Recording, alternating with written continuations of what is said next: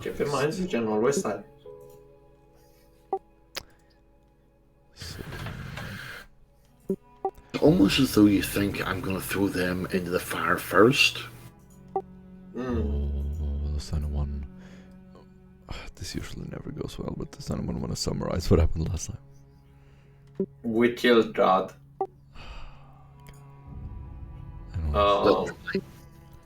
So yeah, around the 80% of the session was we killing God and barely managing to survive. Also, I learned how it feels to move at 1 meter per to have a half action of a half move of 1 meter. Very, very interesting. The ship went down. We managed to fix the ship. Eventually, most of us, I think, got back to full HP.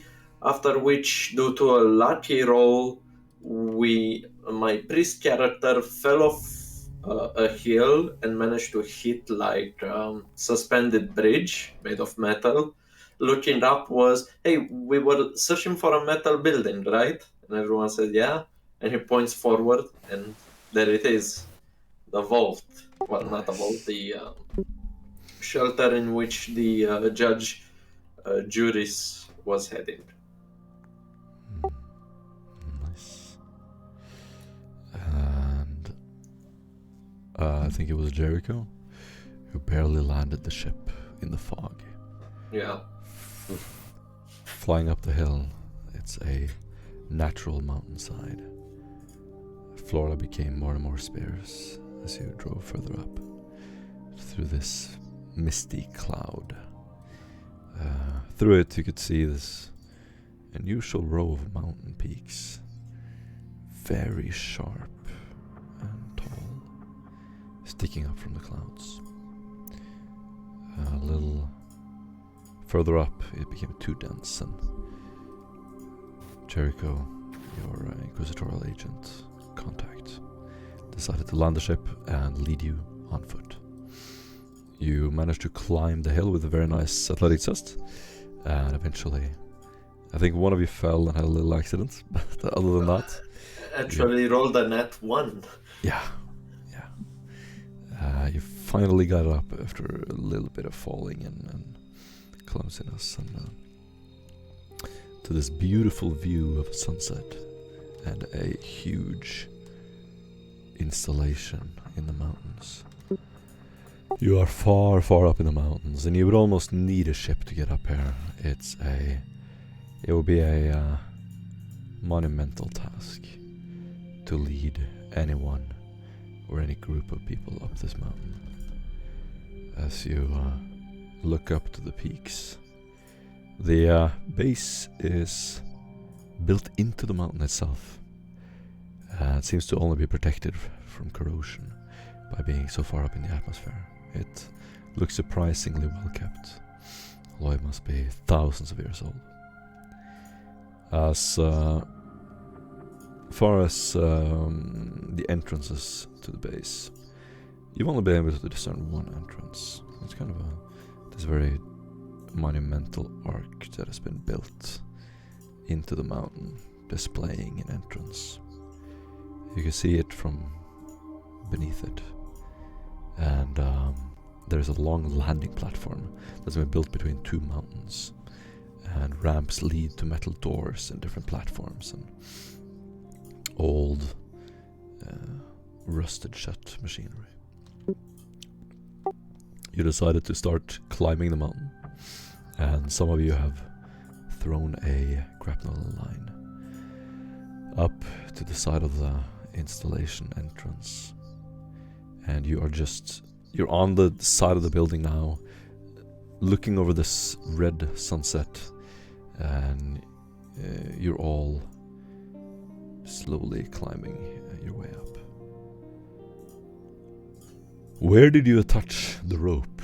Did you attach it sort of on this type of thing, or on the mountain itself?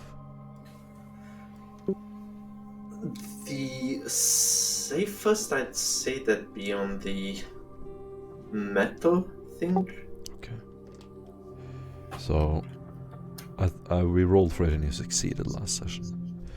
So at this point you have a rope hanging down and you're all looking up at it.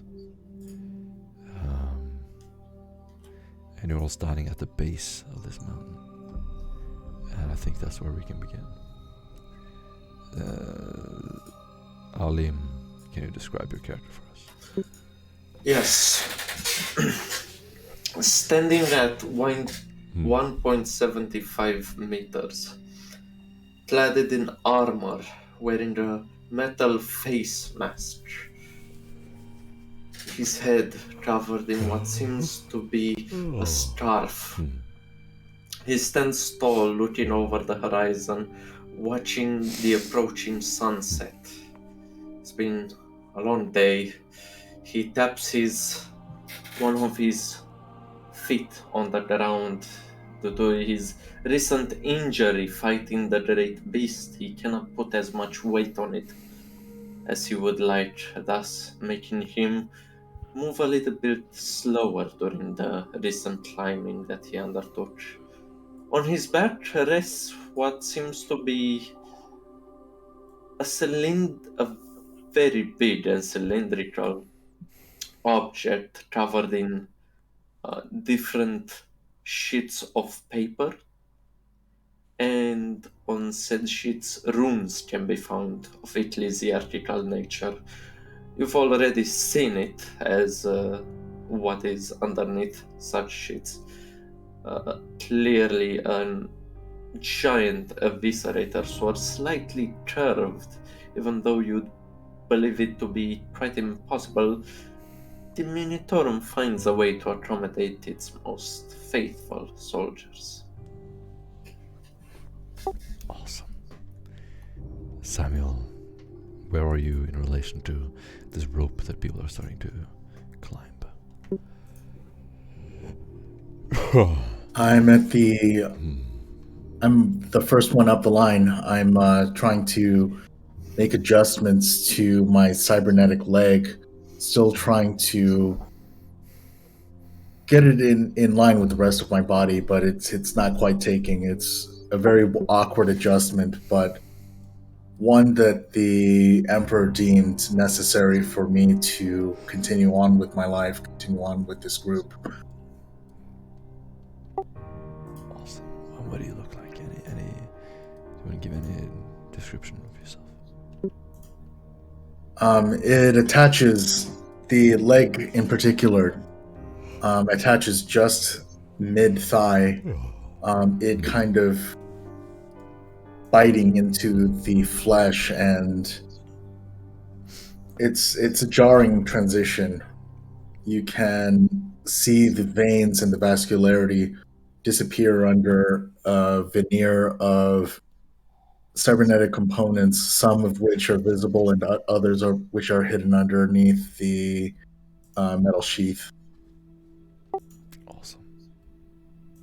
And you're wearing a cape or a coat of some kind and a hat. Naturally. Awesome. Yeah. So your coat, which is usually tan or light brown, is now dark brown, as it has been dripping slightly on the way up. Very, very moist and then or humid, and then when you came up to the top, it sort of cleared. And you're looking behind you, Duskin. Okay, so as Duskin is standing at the bottom of the rope... Describe your character first. Oh, sorry. Well, Duskin will have an outer... basically an outer cloth sort of... I suppose you could say jumpsuit. So there's not really much to it. Trousers, top, belt, buttons down the middle, but you can actually tell that if you actually study him for a little bit longer, there's more to it than that, as his bulk doesn't actually fill out what is actually under the the clothing, and as you look and as the wind brushes against it, you'll actually see plates of carapace armor. Underneath. On his back, you will have essentially a duster, which is being painted black, and a hat, which looks like a hat, but isn't quite, because as he takes it off, it seems a bit heavy towards the center. And as you look at it closely, you can see scars along the velvet to show that it's actually a helmet underneath. And as he puts it back on, you can see that this is designed to make people that don't know him or people that are just coming across him to gasp and put them off kilter. Awesome. So it is, but as he basically scurries up the line, you can see that it's not necessarily just a normal civilian. Brad, finally. Yes, when you look to see Doc, you see about a 6 foot tall warrior that's just bedecked in all black armor. You can see that he wears a retrofit between a combat helmet and a gas mask on his face, with the gas mask cord going down into his chest compartment.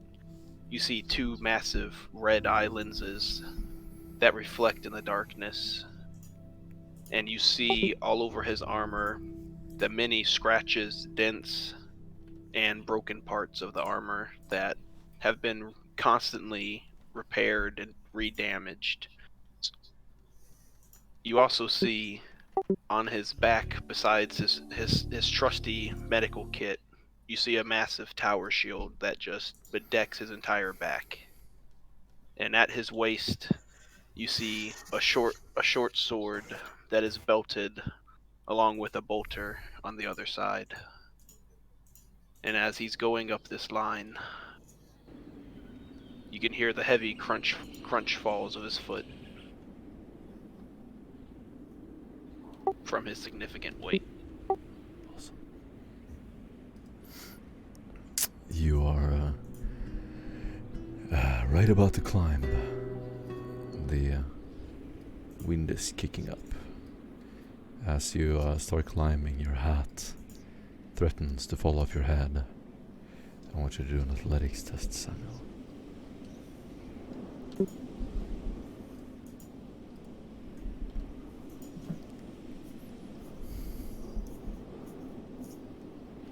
Oof. 2 degrees of success. Oh no, that's not 2 degrees. That's not success. That's failure of 2 degrees. Yeah. You actually don't manage to pull yourself up. You're struggling quite a bit. As you sort of just slip on the wet metallic surface. You slide down, you keep trying, and you can't make your way up. You don't even have, you can't even imagine how strong you would have to be to make this. It seems impossible to you. The metallic, very hard surface is slippery, and you have to pull extremely hard to keep walking up, and your arms just tire out instantly. I regrip and I wrap the rope around my arm, and I make a small adjustment with my leg, with my new cybernetic leg, and I try to thrust, but it seems to keep on slipping. But again, I'm going to wrap it around my arm, and I'm going to make sure that I don't fall off completely as I try to pull myself up once more. Yep, you are unable to, unfortunately. You keep trying and trying. That is for the whole day, that athletics test. Anyone else want to try? Duskin is going to come over the comm bead and say, okay, take a breath. Now, wrap the leg round the you thing. can Wrap do- leg round the rope. You can do an inspiration roll, of course, but yeah. Sorry, Dustin. Doc's just gonna walk up, look at Samuel, look at the rope, grab the rope, and begin walking up. And you see Doc instantly with a tug pull himself up, take the other hand, pull it up again. Do you make any grunting noises at all while this is happening? Or do you make it seem effortless?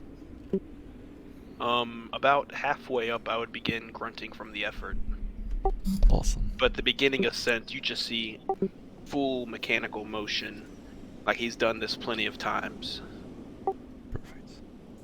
Finally, James stands at the top. You can barely see his shimmering metallic armor as he walks up some stairs and up to the entrance. It all seems clear up here, men. Once one more person gets up here, help me pull Samuel up.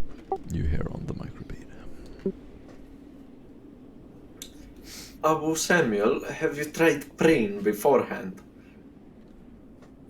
I shoot you a dirty look. He seems completely serious when asking, as he shows, as you look towards him, you see his ecclesiastical robes.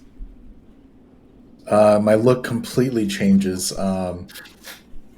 But of course, silent prayer is a daily routine of mine. Of course. Keep in mind that the Emperor always provides to the faithful, granting both strength and the utensils necessary. As Alim takes the rope, it attaches to his belt, and you could hear his belt going zzz as Alim just begins to move upward with only a hand on the rope to guide it closer towards the mechanism in his belt. So you have a mechanism and basically use the rope to pull yourself up. Yeah. Alright, you have enough momentum to bring one other person with you. Or force, rather. Well, I've seen Samuel with his 10 athletics, so I'm gonna bring him. Right. He grabs your hand. Do you accept? Gratefully take it, yes. Awesome. So I'm probably imagining you're holding around his chest. His cape hanging over you. You would slowly walk up after him as he activates the zip line. You share a very intimate moment. You looking at Alim's faceplate, he looking at you, and him finally breaking the ice with the question: do you often go to death worlds in search for knowledge, Abu Salim? I'll go where I'm sent. And this is as perilous a world as any other. In different incarnations, of course. I wish I'd share your enthusiasm. I've been to many crusades to assist with the needs of the faithful. Never to say, by my beard, I can guarantee you that this is certainly the most perilous one I've seen. The most perilous so far. If it gets worse, well, let us pray that the Emperor is merciful. I nod my head. Eventually reaching the top, he lets space for Samuel to pull himself up, and finally Alim also manages to pull himself up. Perfect. At the top, you look down. Duskin. What do you do? Suppose I'll just help myself then, yeah? Captain Morpheus looks to Duskin. Better get up there, trooper. We got more to get up. You can barely hear him in the combeats as the wind is picking up. And as Captain Morpheus turns and says, "Trooper," he will have a what we call Duskin will whip his head round and look at him.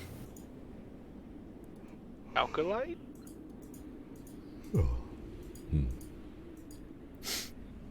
We need a quick move. And what he called will Help him out.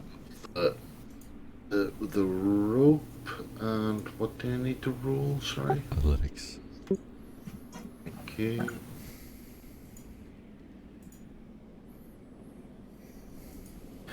Degrees of success.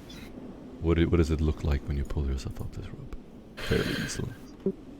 Oh, essentially what he is using his foot to actually push himself up, as he was going to instruct Samuel to do before he was helped by another. And basically what just pulls himself up to the top. Once he reached the top, he then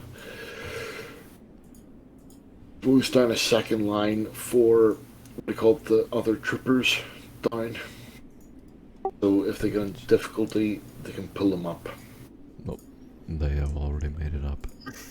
Oh, okay. I'm with you. So, before we begin, I'm usually doing this like intro stuff before we begin playing, but as usual, please don't do other things while we play. It distracts from the game. Be in character. Try to. Yeah. You can make up stuff in the scene, etc. Alright, so we can begin. You are on top of this platform, looking at the entrance. So Duskin will. There is a metallic turn right. door there. It is locked. There is some kind of mechanism next to it. And you are standing here. The sun is about to go down. There's just this shimmering golden red light reflecting off of the metallic surfaces. And the scene is yours. As I see this entry point with the keypad next to it, I look to Samuel and ask him, how good is your hacking ability?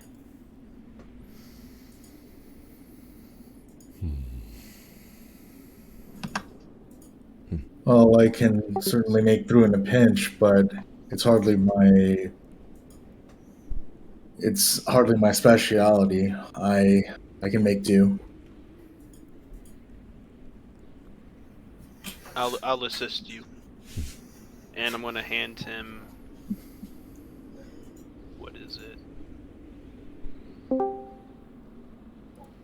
Oh, the Multi-key. Hey, Ripsaw. Just roll an athletics for us, Ripsaw, in the background. Just keep going with the scene, I guess.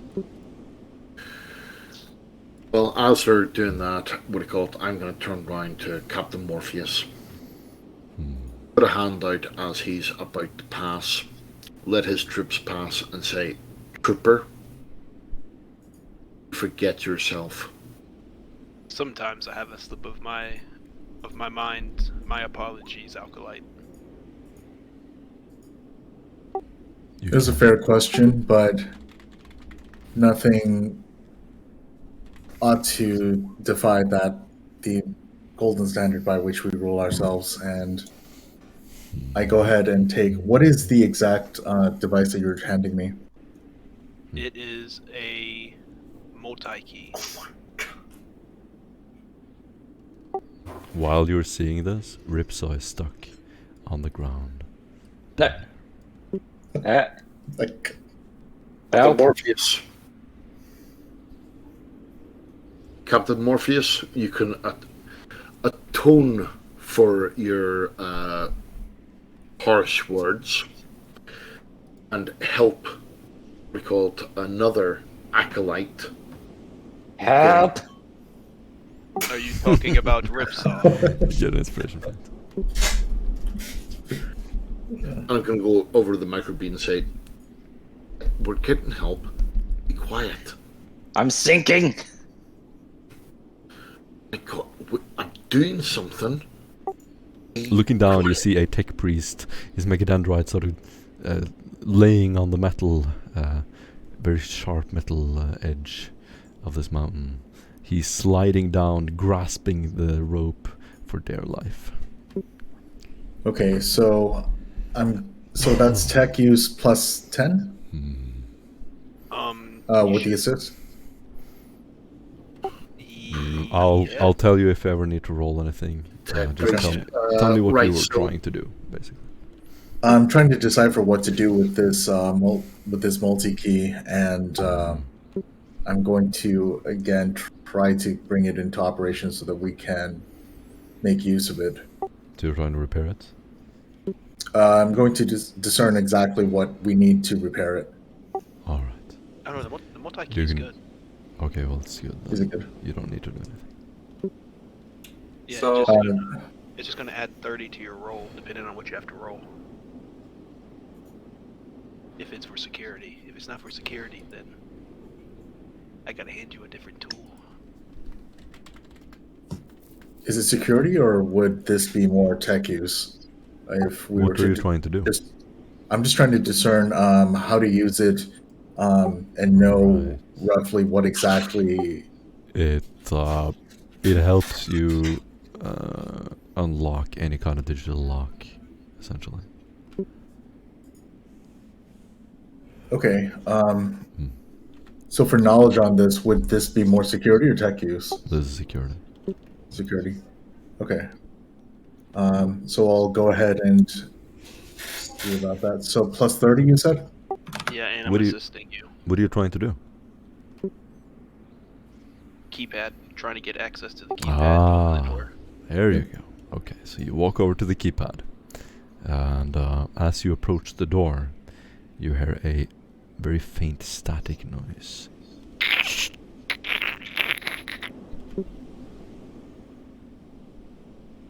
Doc's gun instantly snaps up towards the door.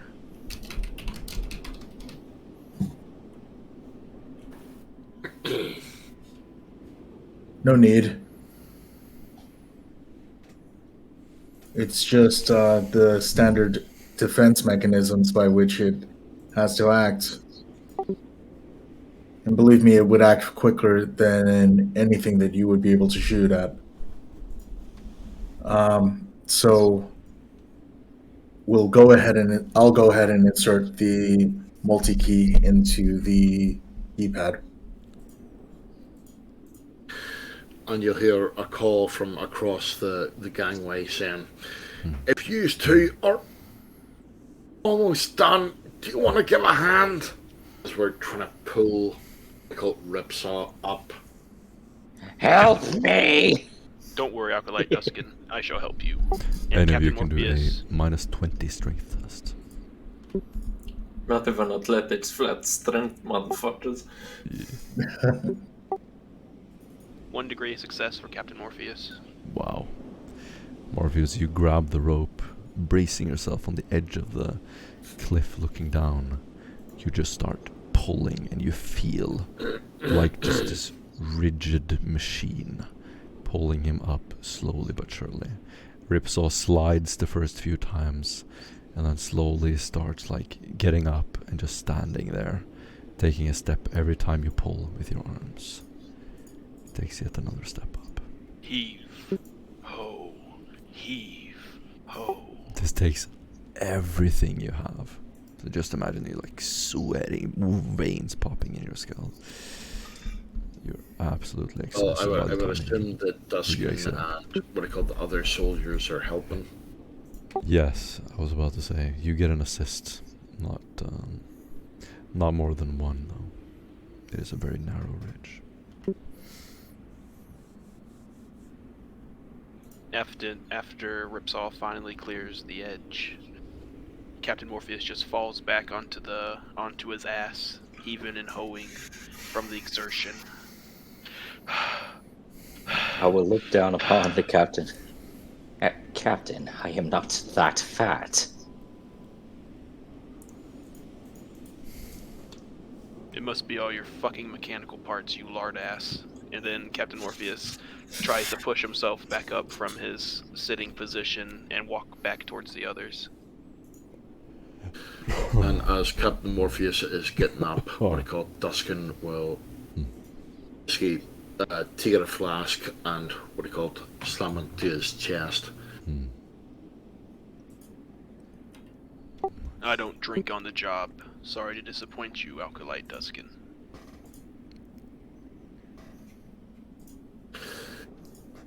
Fair enough. And Captain Orpheus goes and rejoins the 2 Gorgon troopers that are there. Nice. You are at the door. There is a... Looking up, there is some kind of microphone up there. About 2 meters up in the air. Right above your heads. It is stuck in the side of the metallic wall.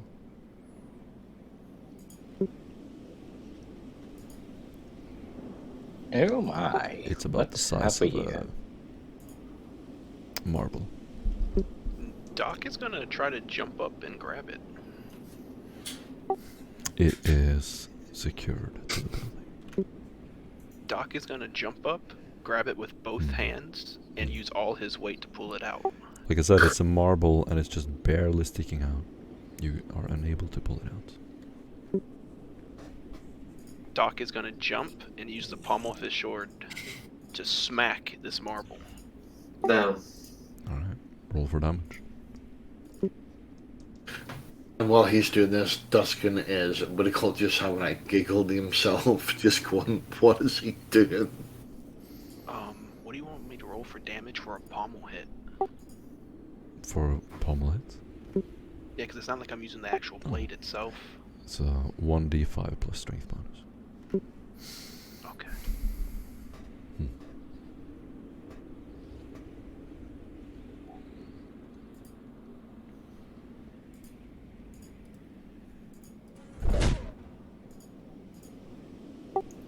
Damn. Marble didn't even know what he did. Dude. Thank you. 9 damage. 9? Oh my god. Yeah, you smash it. You see a few sparks flying out, and then dead. It has been smashed into the wall. Doc looks back to the others. Be alert. Someone definitely knows we're here. Oh, could it possibly be Mechanicus? If it was, they wouldn't have us staying out here for this long. Especially if they had the ability to articulate themselves to us. Samuel, how is the door coming along? How is the door coming along? There is a mechanical keypad. We used the multi-key just a moment ago. Alright. So with actions, I want you all to describe what you're doing physically with your characters. Imagine that you're in that scene and you're describing it to everyone else so that people know what's happening. So you're gonna activate the multi-key and attempt to open the lock. It gives an error noise instantly as you try to interact with it. You can do an archaeotech test. Ooh. I will walk up to this device and start messing with it. Will you make your way past me? Yes. I think that it would be more appropriate for you to do so. I give you my permission. Yeah. Okay. 9 degrees of success. While not too old, they seem to have used a unique type of technology. This must have been made long after society here collapsed. The lock is fairly new and is repurposed, put together by various parts. It's an amalgamation. It's heretic for sure. I do believe whoever was in here is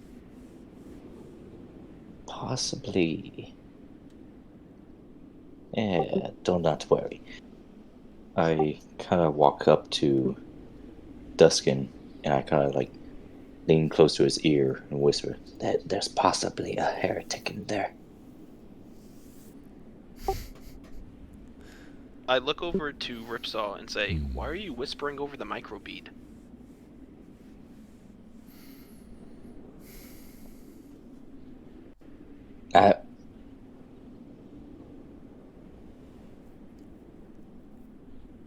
I turn off the microbead. Actually, I don't even have one. Doc reaches back into his pack and pulls out a microbead and says, "I don't know how you've been communicating with the rest of the team, but you need one of these." And it gives you a microbead. Alright. You will see me just shove it into the many wires of my face.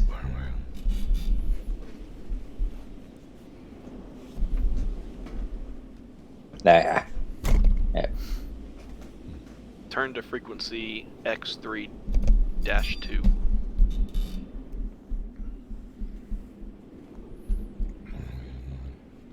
I'll turn to that frequency, but you'll hear like a fax machine go off for a bit.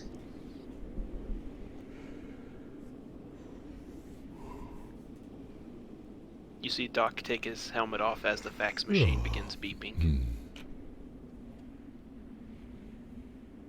And then once it's finished, he puts his helmet back on, looks to the door, and says, "Do you guys want to try to open this door?" I may be able to open the door. It's fairly simple. Then get to it. Very well. You will see me waddle up to the door. And looking for a particular place keypad that will open it. The keypad is unlike anything you've ever seen. You can do a hit take use -50. Samuel, would you mind assisting Ripsaw? I'm halfway there as I'm kind of strolling, and I shoot him some side-eye. Do you two need a multi-key to help? Or multi-tool? I have a combine tool. It should help. I must have left it in my other bag. Thank you. And I'm going to take it without thanking you. Oh, you're not going to take it from me. Ripsaw's already got one.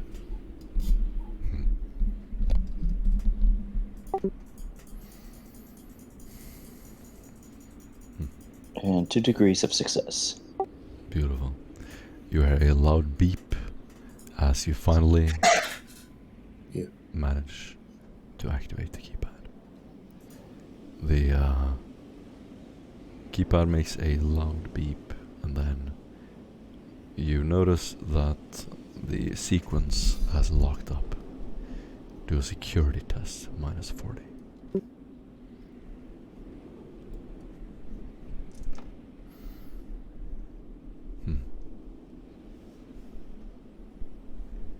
I shall use my multi-key.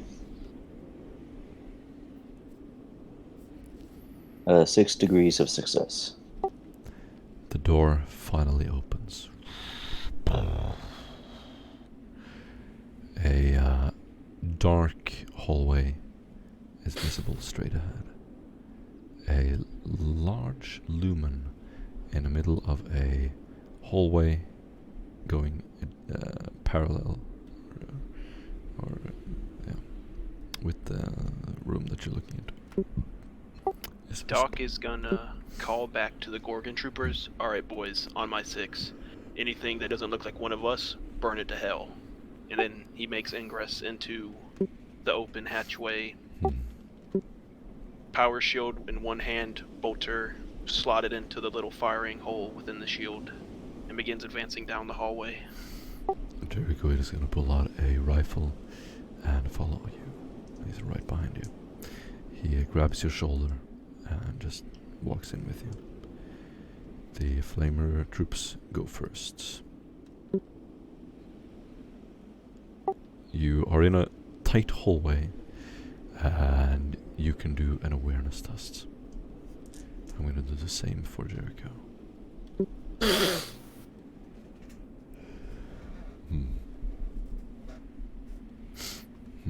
Ooh.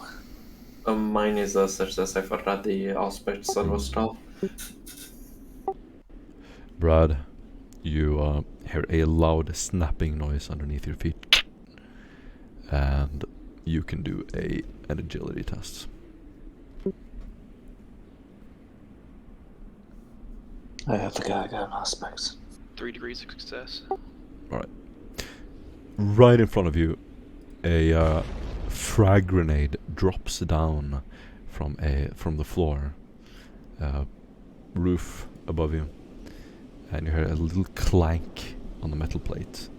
In that very second, you manage to jump away, and you take half of 6 explosive damage to the chest. I'm also rolling for the Gorgon troopers. As this happens, you see metal sharkments just engulf Doc, and you hear a lot of pinging noises as it pings off of the armor and the shield. The one of the Gorgon troopers gets one of the shards stuck in his neck. He's bleeding badly and sort of just leaning on the wall, bleeding out. He grabs his gauntlet, and there is a metal shard in it. It's just covered in blood.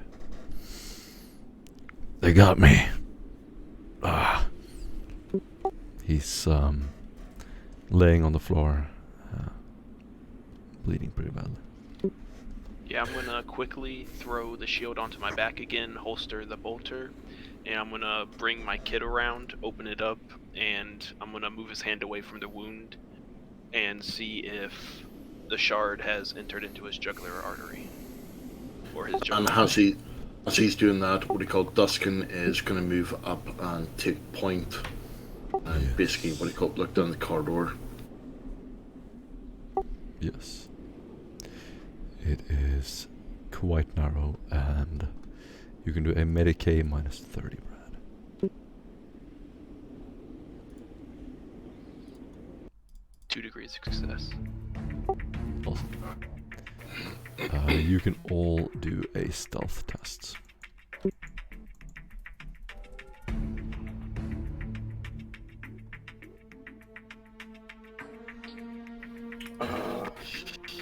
I'm going to use my inspiration to reroll that. Stealth's not my forte. Damn, I'm gonna use an inspiration for that. It just doesn't sit well with me. I'm not going even stealth. And it's minus 20 untrained, correct? Mm-hmm. The sheet automatically does it for you. I'm gonna have my doggo stealth. Hell.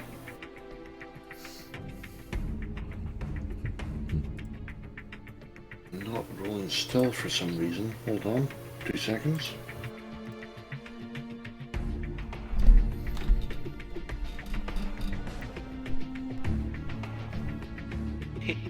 How the fuck did Captain Morpheus succeed?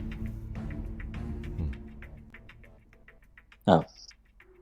I guess the doggo doesn't have stealth at all. There we go. 7 degrees of success. Nice. Oh, well, that didn't roll.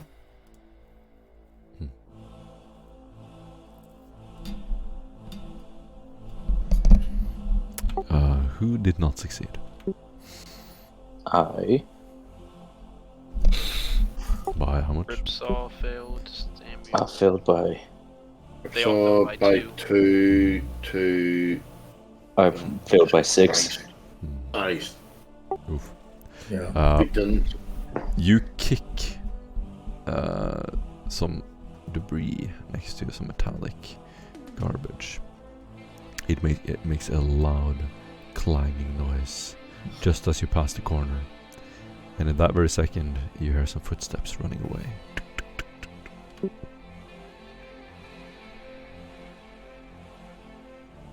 Yeah. Odd. I'm gonna kind of like walk towards where those footsteps were. It's not odd. It's what he called someone who was on stag heard you. Hey, Quiet. it's hard. The further you get in, the more high-tech it looks. The lumen globes are fairly well kept. You pass the corner into what looks like a decontamination room. Straight ahead, there is a large, dark room that is barely lit. After triaging the wounded Gorgon trooper and getting him back in standing order, Doc is gonna unlimber the power shield again, snap the bolter back into place into the side hole it has, and begins advancing back towards the front. Yes.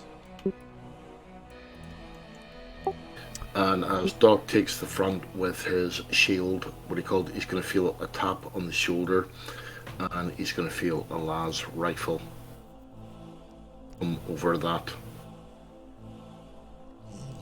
And Doc begins steadily advancing down the path, looking through the prey sense sight that is equipped to the bolter to bring illumination on the darkness.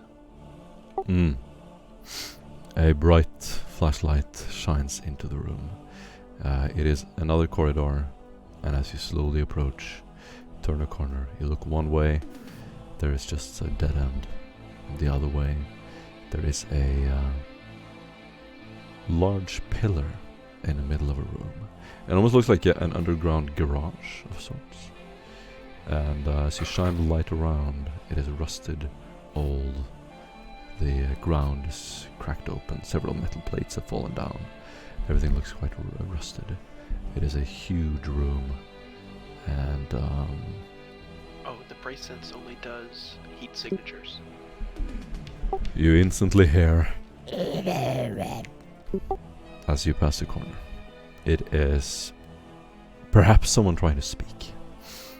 Those who want to can attempt a linguistics low gothic at -30.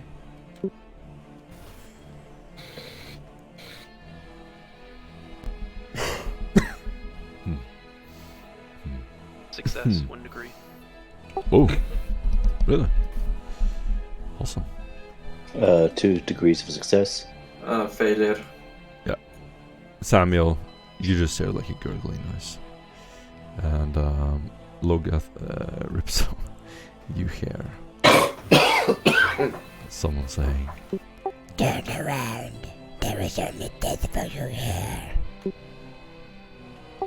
it is coming from a loudspeaker of some sort. Loudhailer.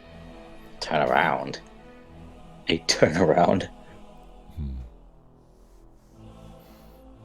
Do you say that out loud? Yes. So at that stage, what he called, Duskin will turn around and using his stab light will illuminate the corridor behind them. Nothing. They're just trying to play mind games with us. Ripsaw, you hear again. Drop your weapons. Drop my weapons? But why? How loud do you say this? I say it loud enough to whoever this voice is. Okay, your voice echoes through the hall.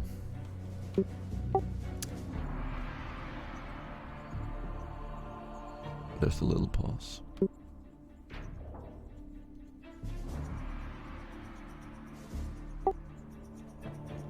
And you see your man Okay, people, sort of getting a what we're little gonna do- anxious.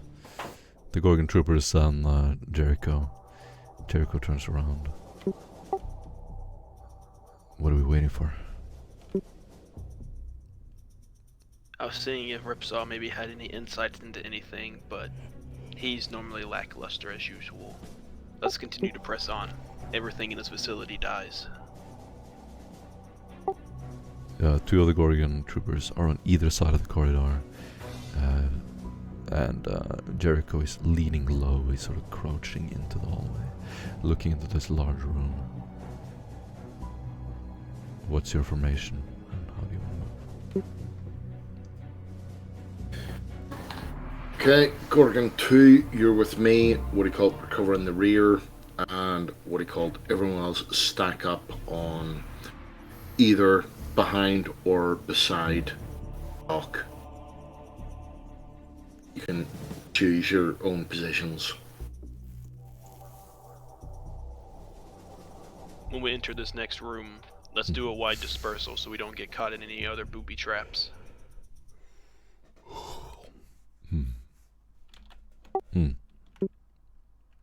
Alright, you run into the room. You're gonna see a man Okay. behind one of the pillars. He immediately turns around. He's holding a sword, a black leather cloak, and a cap. Leather cap. As he turns around, you spot him for a brief second. Then he jumps back behind the pillar. And You can come out now. We have you surrounded. roll initiative. Gorgon 2, flank right, flank right.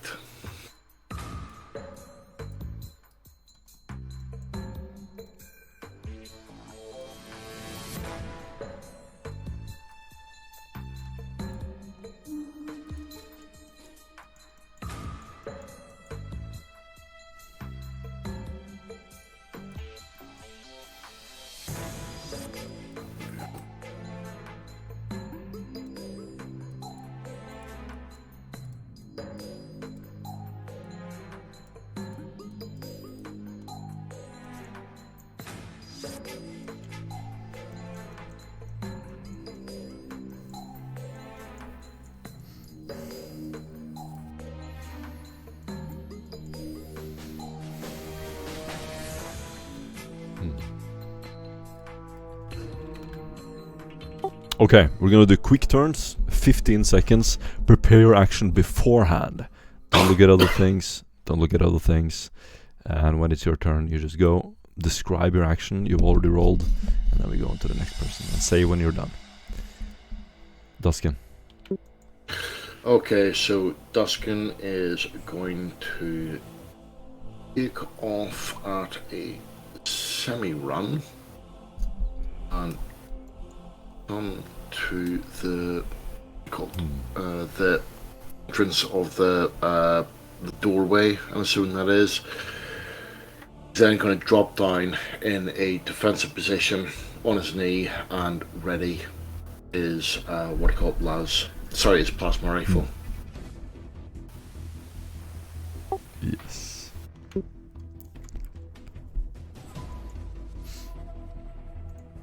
Doc is gonna quickly move up, going to Remember the to other say when your side. turn is done, guys. I'm sorry, that's me done. He's basically gone Overwatch. Yeah, Doc goes around, clearing the entrance onto the other side, facing forward, and is surveilling for targets. And if there's no targets, end of my turn. Okay, I would like to move over here, and I'm going to use my Augspec scanner to see if there's any hidden devices or whatnot. Awesome. Do a take use test, -10.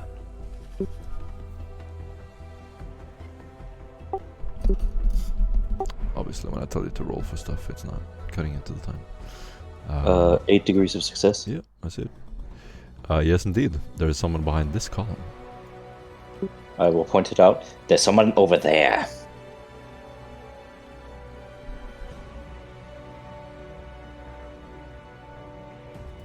Perfect. And that's your turn? Doesn't matter. Sorry about that.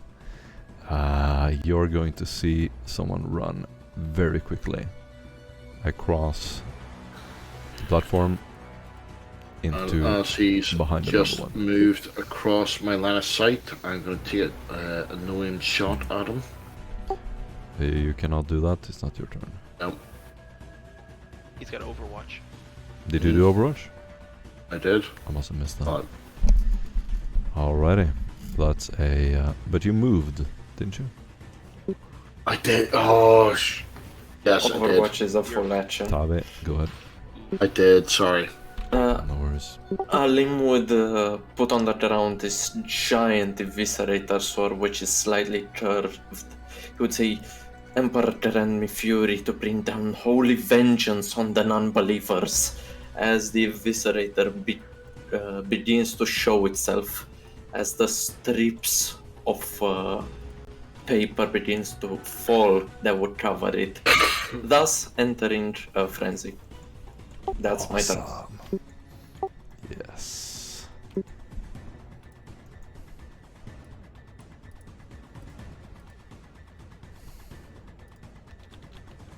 Samuel. Okay, I'm just going to go ahead and take a deep breath, sprint, or make a quick run out this way.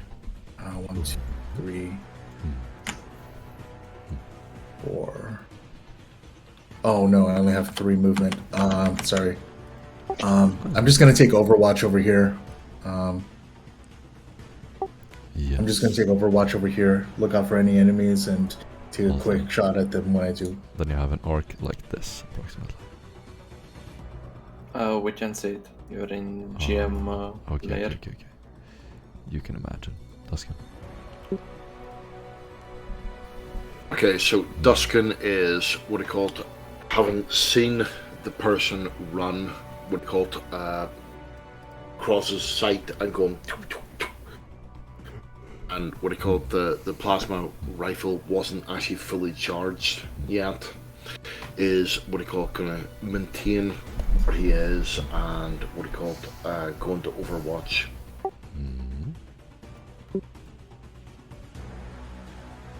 And Remember Doc to say when your turn is done, advances. James. That's me done. Sorry. Doc advances further into the room, posts up on the pillar. End of turn. Beautiful. This is how fast will- combat is supposed to go, guys. I will move over here and have my pistol out, and that's the end of my turn. Beautiful. You're gonna see the guy run up here. He is wearing dark robes. He has a sword over his shoulder and he's holding another one.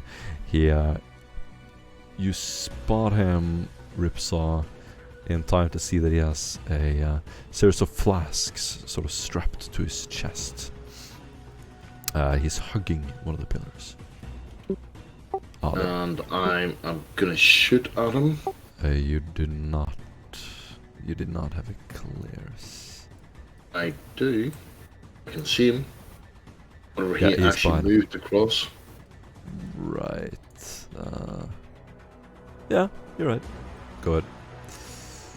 So would that be a difficulty in hitting him, or? It's Overwatch, so you have to know the rules that you're using. You roll a single attack. Well, depending on what you've Mhm. declared, single or burst beforehand, without any aim. Oh my god, you overhits. The plasma run overhits. Oof. You hear it? Must I fix it? Does it blow up? No, but he has to drop it. Unless he gets a shit ton of damage. No, it's dropped and it can't be picked up for another 2 turns. All of you hear this loud clank and then a huge puff of smoke. And you see this thing just shaking on the ground. Adam. Alim using, even though his leg is injured, using what would say a preternatural speed. Alim charges the figure that was was called out by Dustin, and in the last 4 meters, running in a straight line, he charges it,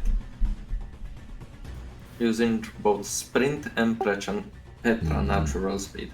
Nice. Is he an indigenous person of Rund? His face is covered, although looking at his eyes, he looks reminiscent of the ones you've seen before. Oh, He is going to attempt to dodge, and he succeeds with 2 degrees.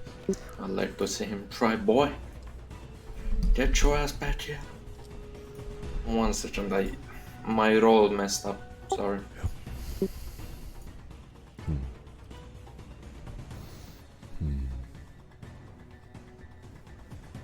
Succeed with 3 inescapable. I succeed to hit him. As he seems to use the pillar as cover, hoping to stop the assault of the sword just smashes into the pillar and the chains make it dig deeper, touching the heathen. Awesome. You cut into him, and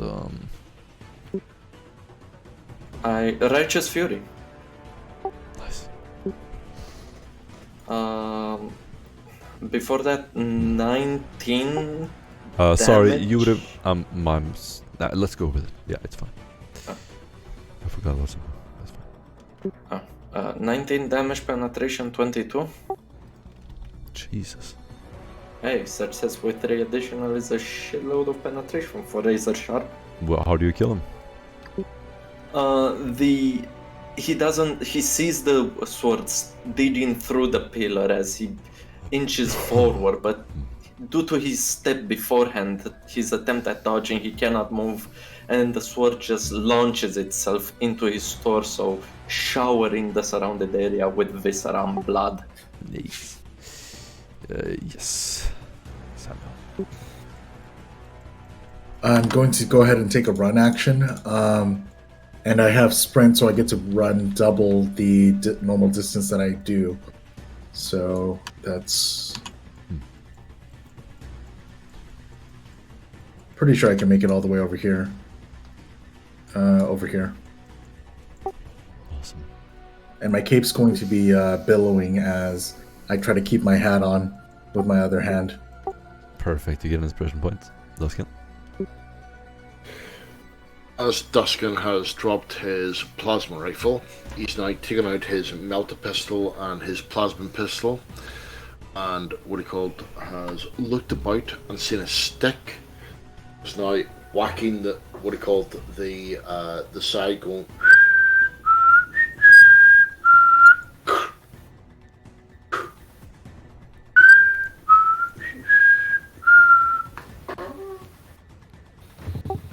Says, and then shouting, "I'm over here! Come and get me!" Your voice is drowned out by the horrible screams of a man dying on the ground, screaming into the corridor. That's me done. It sounds nightmarish, James. Doc is going to go into Overwatch with Bolter Burst and in a turn. Beautiful. Rips up. I'll maneuver over here and repair the plasma rifle. Do a tech use test. -10. And you are going to see nothing at all. Alim. Be careful! Don't touch that! No. I heard a break. Um, And Not 12 being degrees. Not being able to dislodge the body from the giant eviscerator, he drags it a bit as he moves towards this wall. And then he's done.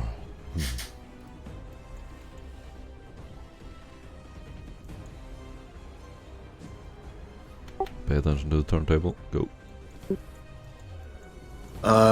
From here, I'm just going to take an Overwatch. Awesome. The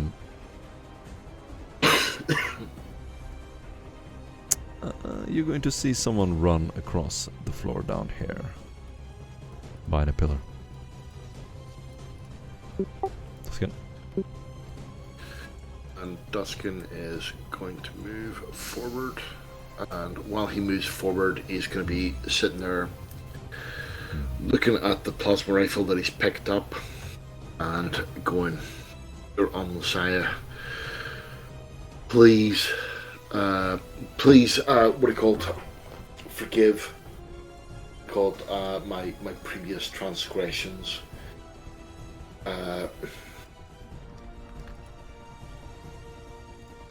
And because he does actually really believe in the Messiah, he's gonna basically end with that.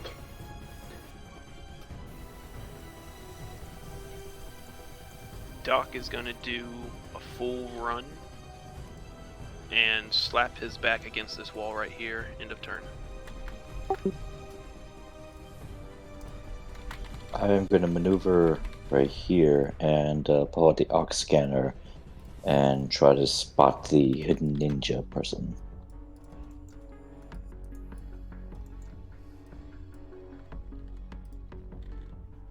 And that'll be the end of my turn. You do see them.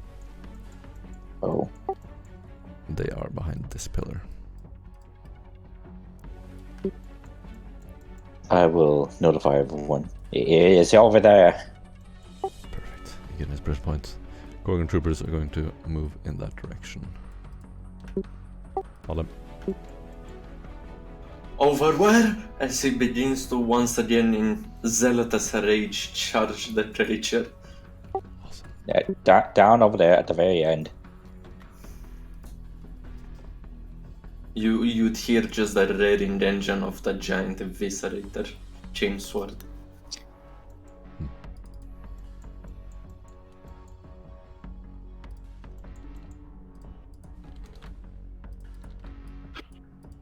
Okay, maybe I shouldn't explode. Okay, I'm just going to go ahead and sprint over here. I think I should be able to make it.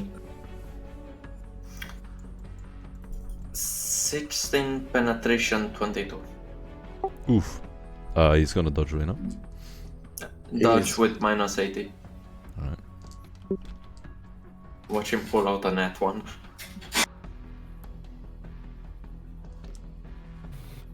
No, he did not. It would have been awesome if he did though. What's the damage? 16 penetration, 22. 16. Alright. He gets a vicious cut. Where? In the abdomen. Okay. You basically stab your sword through his gut and you hear this loud as he gets down on one knee and you pull it out again. He is nearly dead.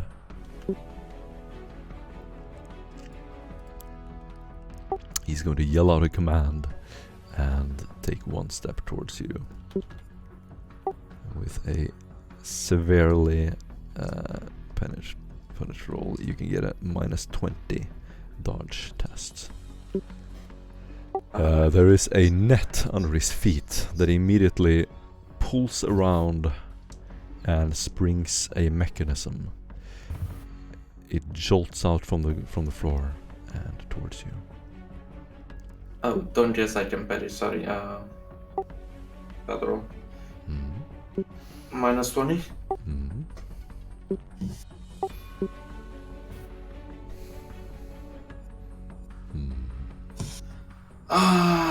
Can I inspiration that? Of course.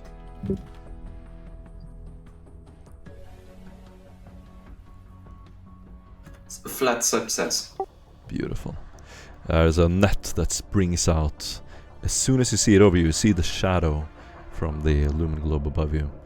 You take a step backwards and it just falls in between the both of you, sort of halfway covering him as he leans into the pillar. His last trick failed and he just looks up at you, surrendered. Tuscan.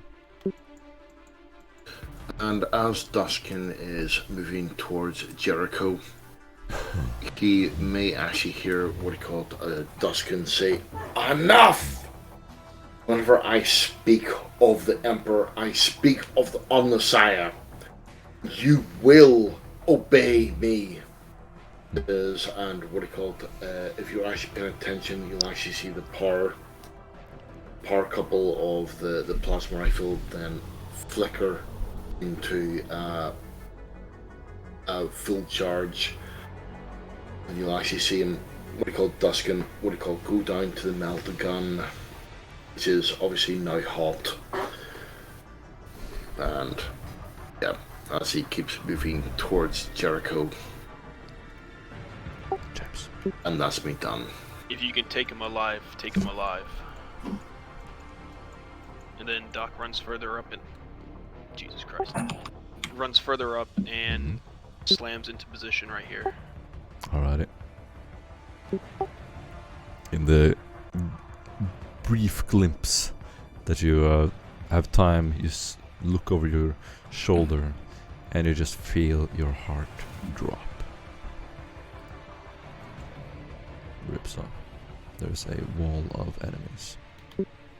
Okay, is there anything you want to convey, Doc, or? I will. Yeah, there's a bunch of enemies over here. Be prepared. They're about to flank us. Move over here. James, Doc, what, do they have Mechanicus symbols on them? They do not. They're wearing dark robes and dark coats. They do not. The same profile as the ones we've already killed. Unfortunate. We should probably kill them.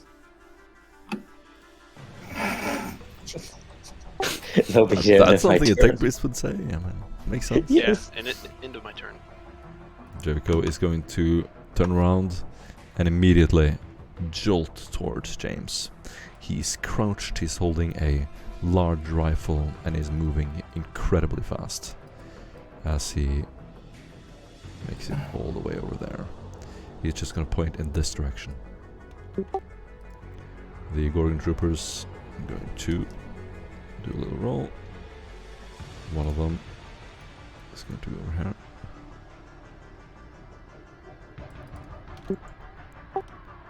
The other one is going to go over here. Harlem. I'm done at the apple. With removing one hand from the giant sword, he will put it on his shoulder, bringing him down into a submissive position. You're grappling him. Yes. That is an opposed strength. Or first a weapon skill. First a weapon skill, yeah. And then I get 2 degrees of success. Success with 3. Beautiful. You're grappling him. And with my second action, actually, fast hands allows me to equip the manacles as a free action. Half action, I put the manacles on him. Nice. Very nice. He is now completely restrained. He is considered helpless. Yes. You shackle his arms to his legs. He's already wounded, bleeding out, and he just collapses to the ground, completely shackled. Well, that's me. Awesome. You get an inspiration point. Samuel? Oh, I wasn't expecting that. No worries. So I will have popped out from cover, ready to shoot at the one that was over here. But seeing as he's on the ground right now, I'm going to make another run over here, ready to cover whatever may be coming. Perfect. This guy in front of you, James, immediately starts charging you as soon as you appear. Imagine like a samurai charge, sword over his head, screaming and doing a cut down thrust towards you or your head. He gets a minus 10 to hit from the power shield, and that's it. Alright. You can also dodge or parry. I am going... Yeah, I'm going to parry with the power shield. Perfect. Don't forget you get a plus 15 due to being the shield. Oh yeah, I know. Oof. That's a 4 degrees on the parry. 4 degrees of success. Yep. And you know what's coming next. As soon as our blows meet each other, it Yes. pushes him back a little bit, opening enough room for a shield bash for my counterattack. Yeah. His sword just bounces off your shield. He only tries to thrust you once.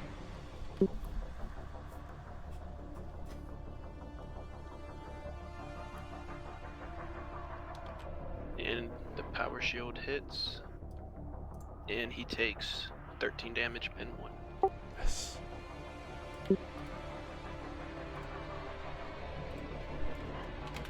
Perfect. You're a loud grunt as you see blood dripping down his leather cape and vest. Another one is going to appear around the corner, and he's going to run straight towards Jericho. Another one's going to charge you, James. And you see an unusual character you haven't seen before appearing right here.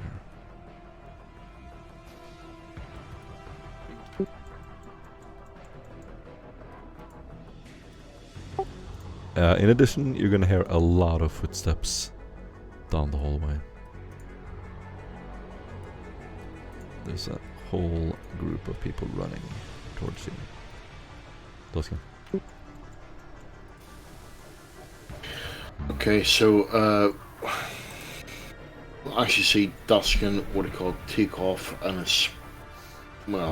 run to that point. What do you call it, he'll have both his guns taken out, and you actually sort of see him that he'll have,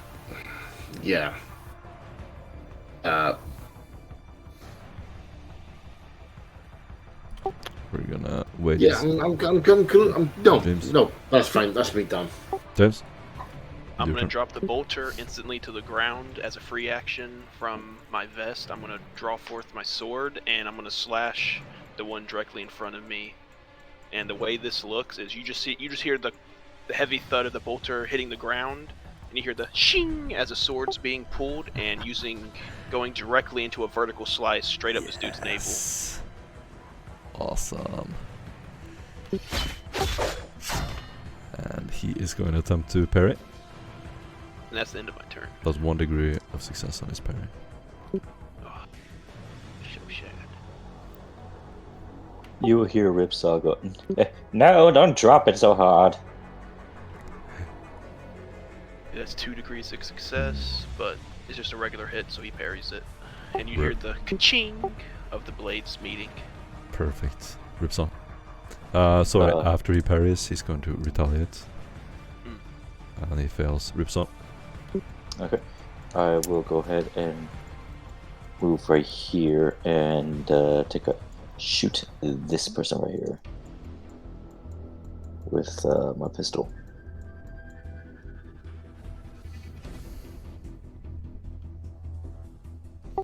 Once it... Don't forget your penalties for Are shooting. you shooting this guy? Yes. He's not gonna dodge because he cannot see you.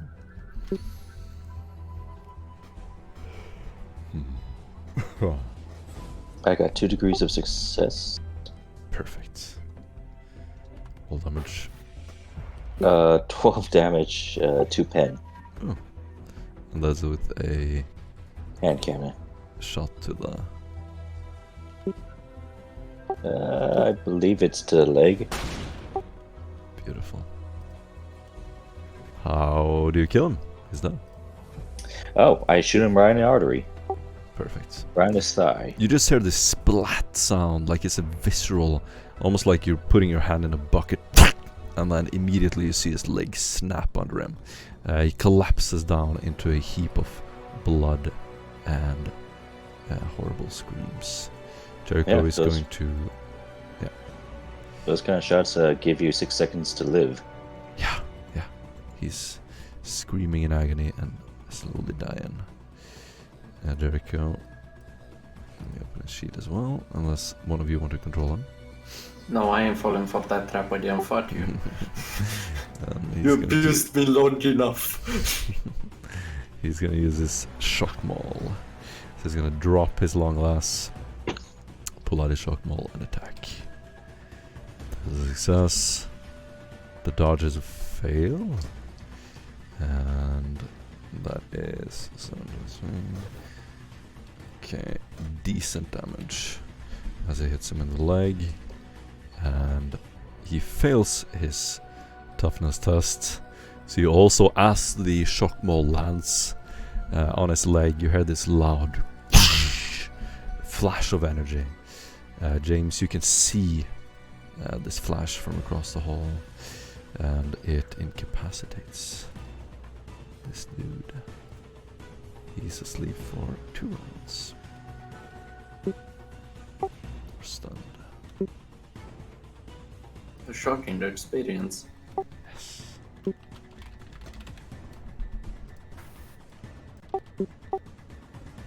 Going troopers are going to one of them run over here, and he is going to point his flamer into the room and try to barbecue these guys. They get an agility test. And this dude steps away. And this dude also steps away.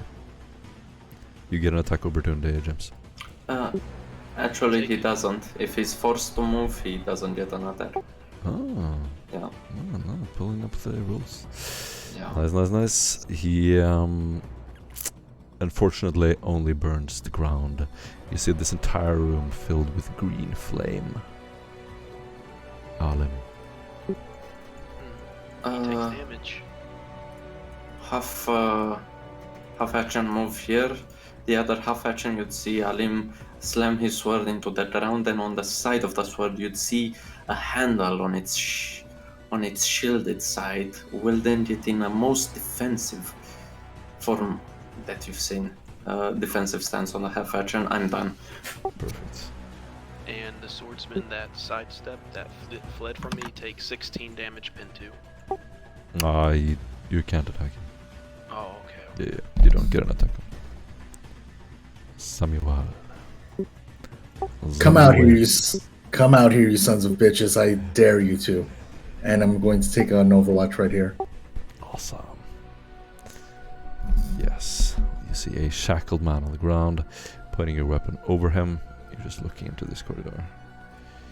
And at that moment, you're going to see a person run into the room. Was it Overwatch you said? Overwatch, right? Standard attack. Alright, you get an attack opportunity. And he cannot dodge as it is his turn. So he does not get a dodge. Oh boy, it's been a while. Sorry, one second. No, take your time. You're one of our newest players, so yeah. take as much time as you need. Okay, really quick. Sorry. Weapons. There we are. Okay. Is this a half aim or a no aim for this? No way. No aim. Okay. Standard range, I'm assuming. Close. This is short range. Is this short range? Yeah. Okay. 5.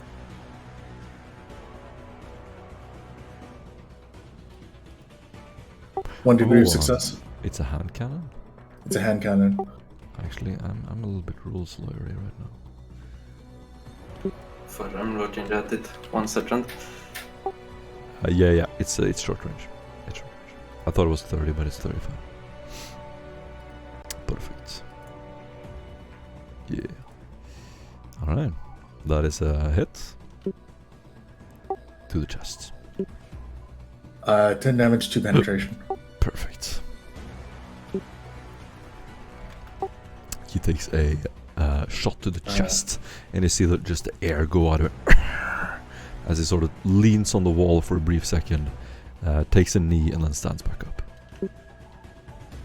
Sweet. That'll do it for me. Perfect.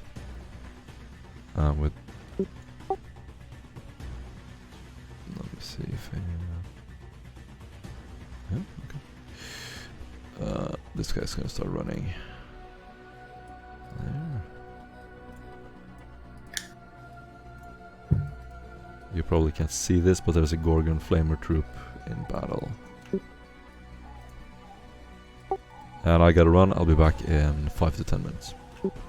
Yeah, I was about to say, isn't that a baby in the background?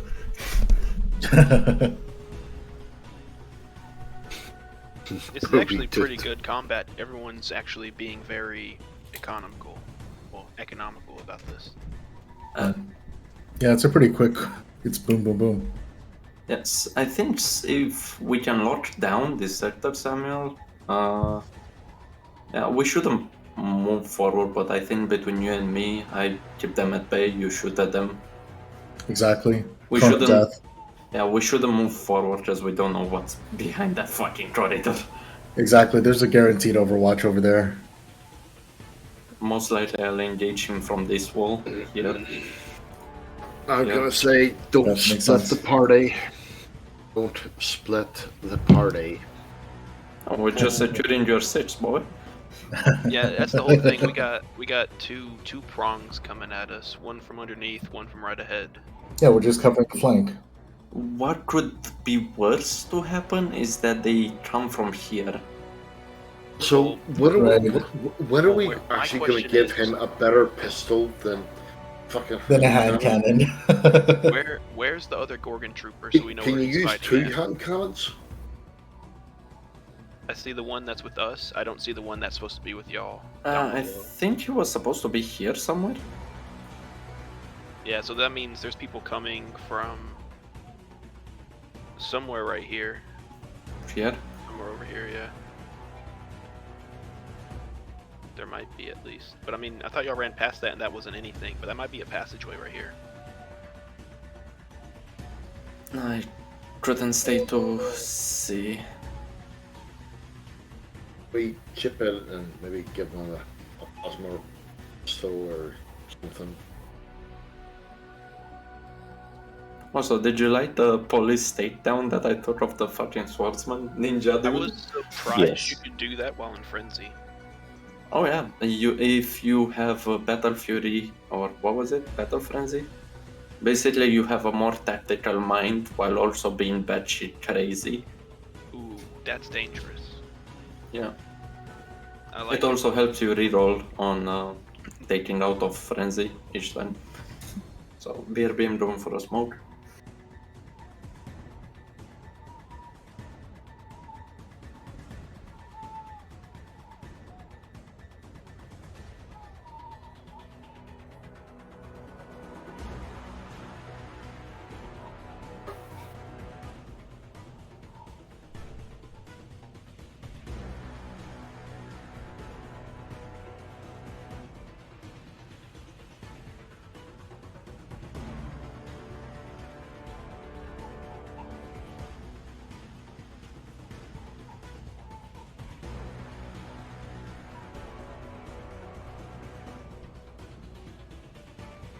So what's going on right now?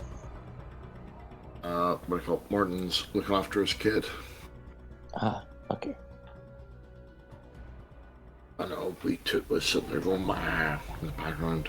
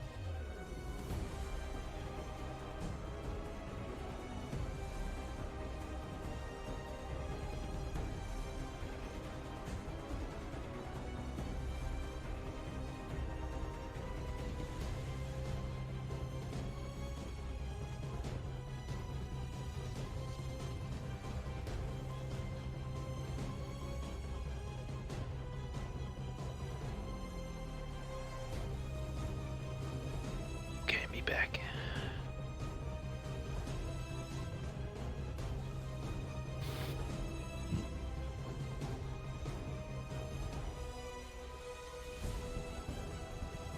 So this is obviously a very large facility that we've entered. Yep. Mm-hmm.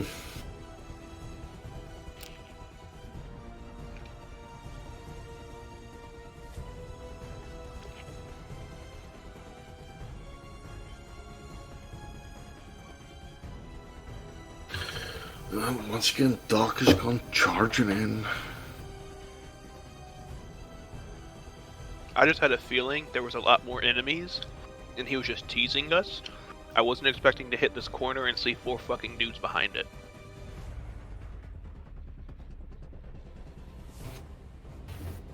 Of course, there's going to be more enemies. It's time to call the infidels, gentlemen. Yeah, so Duskin, my advice, either go into Overwatch for when those swordsmen come back around the corner, or kill the fuck out of that Oathkeeper right here and now. Well, plan is to this dude here. Oh shit, I can't actually. Oh, I've done that. This guy is hopefully going to die this turn. Which one? Oh, yeah, hopefully. Unless, you roll another net 100. Well, yeah, that was just so sad to see. yeah, well, I've got an overpowered, what are called, plasma pistol. It's about to shoot him in the face. If that fails, and if I had to drop that, then I can move and hit him with a, what are called, a melt-a-gun. You gonna move closer to him to hit him? That's the plan. Yeah, by the way, oh no, hold on. I don't know if I can. Shit. By the way, Doc, you should keep in mind now that you're squad leader, it's your responsibility to equip your troops with good weaponry. That's always been my job, apparently. Agreed. Stefan would assist you, but he's too busy smashing Mad Dutch's pussy. Of course, that's what you're fucking doing. How Of did course. I know? How did I know? We in the business call it networking. That's a good way to put it. Sorry, he's, what do you call it, smashing, what do you call it, the Confessor, what? No, the Duchess. Yeah, you wish. Well, he's Oh. pretty good at talking. And, oh yeah, actually, I do have peer nobility. Oh, that's not good. You know what? Fuck it, I will give you a high five for that. It's all I ever wanted. You see, the Duchess wasn't the true target I thought. It was your improvement. You go, yeah, boy. No, but most likely I would like to convince her to give us more assets.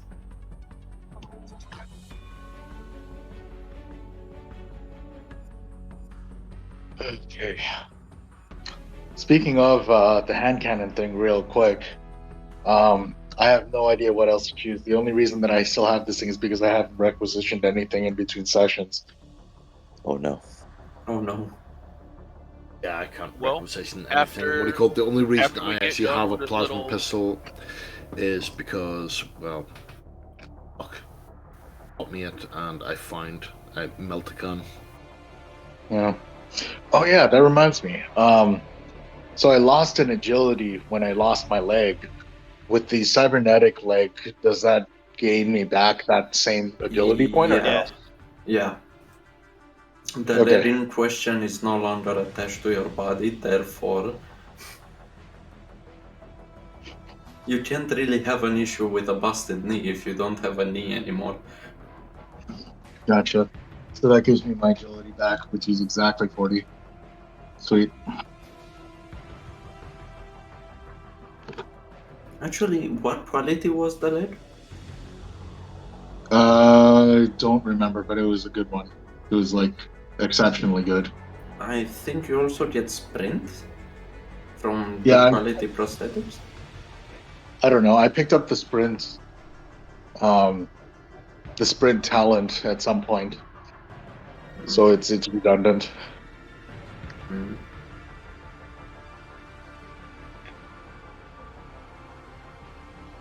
But it's only one leg. One would assume that you would need 2 legs in order to get that. Yeah, you don't. It's weird, but you don't. Think about it. You got one flesh and blood limb that might cripple you a little bit trying to run, but then you got this like total beast of a fucking V8 engine in your left leg. Yeah. Holy be thy name, V8.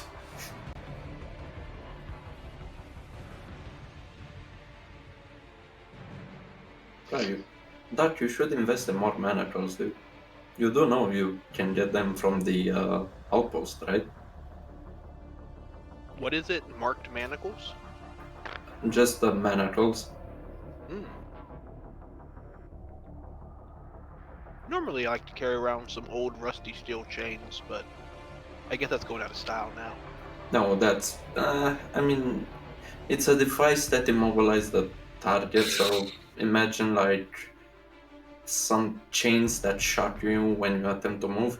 You can also remove them yourselves with a -20 acrobatics, but nobody tell more than that. I don't think these guys have acrobatics. Speak for yourself. They look like fucking ninjas. Actually, let me zoom in on these motherfuckers. Yeah, they are actually looking like ninjas. They are fucking ninjas. The ninjas of the I- Dark Mechanicum. Oh, you're trouble. I was going to say what I call acrobatics 4. Oh, you have your acrobatics maxed out? Me only have like 2 or 3 in that. What the fuck? Don't you have us? Acrobatics, charm, and that's it. Oh no, scrutiny. Don't you have like assassin stripes that strike that gives you an acrobatics test and then you can have move as a free action? I just rarely use it. I mean, I should use it more than what I do for moving around for tactical advantage. Oh, that's what I actually plan to use on what I call this turn. To shoot someone, hopefully kill them, and move and shoot someone else. Oh, you got 2-weapon wielder? Alright. I've got what I call. Alright, just back gonna- on mission, boys. I'm just gonna do my turn. Since you can't see most of this. You heard a lot of noises. The Gorgon Trooper is fighting. And he is gonna take a little bit of damage. Where are the noise coming from? From the Here. second top? Oh, I can't see if you can see it, so I don't know if Yeah. you can see this. that's a good point. Wait, Thank no, you. where did we hear this from? You have no idea. I mean, I can't point to. You probably can't see this place. No, like just Somewhere give us around here. a general direction of sound. North of you, Doc. No, south. Sorry, my bad. Okay. And 2 more guys start running up here. And then this dude is gonna attack you, James. He's attacking I'm with gonna a sword. parry. Hmm? Do you want to parry? Yeah, I'm gonna parry. And he gets a -10 to hit me. Mm-hmm.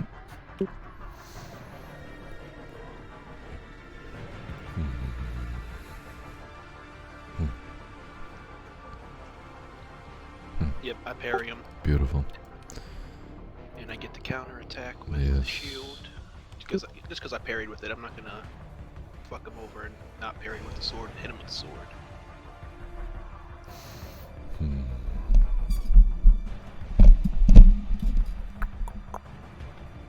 Alright. Do you want to attack?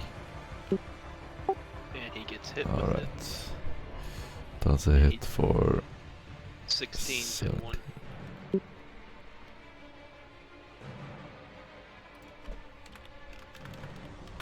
perfect. He is severely injured.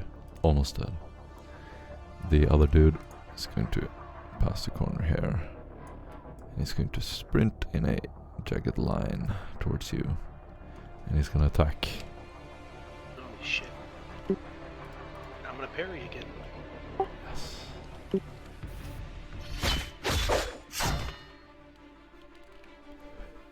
gonna say, since my shield's in my left hand, I can't parry across, so I'm gonna parry with the sword. And I do. And he's about to get hit. He's about to get smacked by this bitch.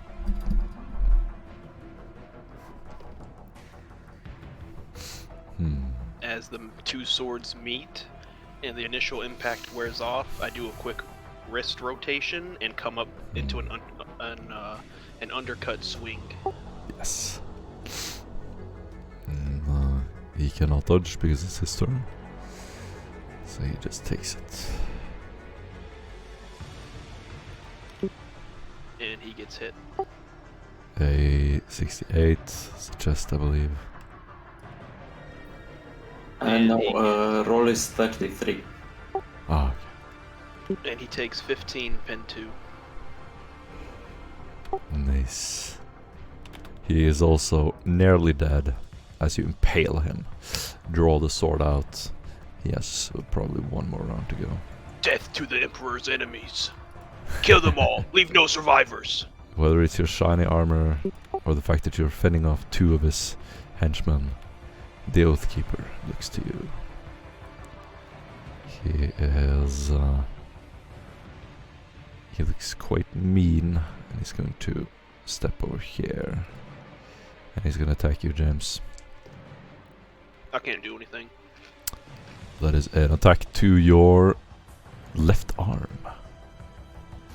And it has 8 penetration. Oof. And 21 damage. Rending. Jesus. Does Yeah. rending bypass toughness? No, it's just damage type.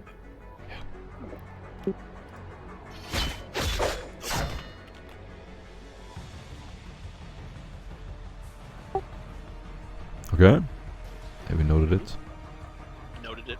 And he's gonna attack again. This is also to your left arm. This time 15 rending damage. 8 penetration. Jesus. Okay. And I'm almost dead. Where are you at? 1 hit point. You mean minus 9? No, 1 hit point. Okay. The attack goes from your arm to your chest. That's a total of 15 again. Rending damage. 8 penetration. And that's gonna put me dead, and I'm gonna burn a fate point to stay alive. You may not. It is your chest. Ooh, my character's dead. It with a... Okay, let's go through this very carefully again. Absolutely sure. Damage is right, penetration is right. That was a 1 against his weapon skill. You can do a lightning attack even when charging. No, lightning attack is a full action. No, It's a half action. it's a half action. Oh, okay. But charge is a full action. Yes. Pretty sure you can do a lightning attack as part of a charge action. I don't know. Let's look that up. Yeah, look that up real quick, because that might be my life or death. That's kind of Wow, important. really? That's Yeah. kind of Damn. important. Let me just pop open the rulebook for you, dog. When it comes Thank to you. deaths, we have to do it. Range. Okay. Charge, full attack, melee. I'm trying to shed lightning. Hmm. Let's see, lightning attack.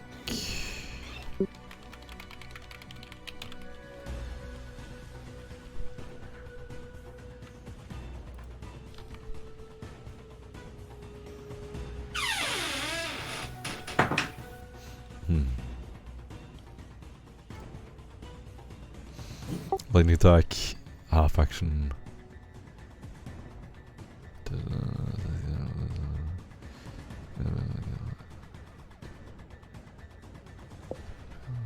Attack.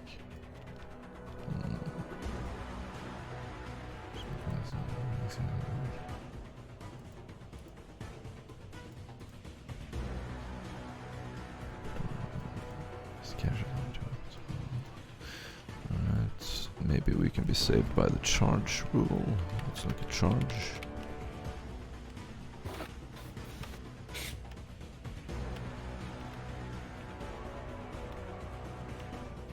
Did use a special ability. It might be affecting it.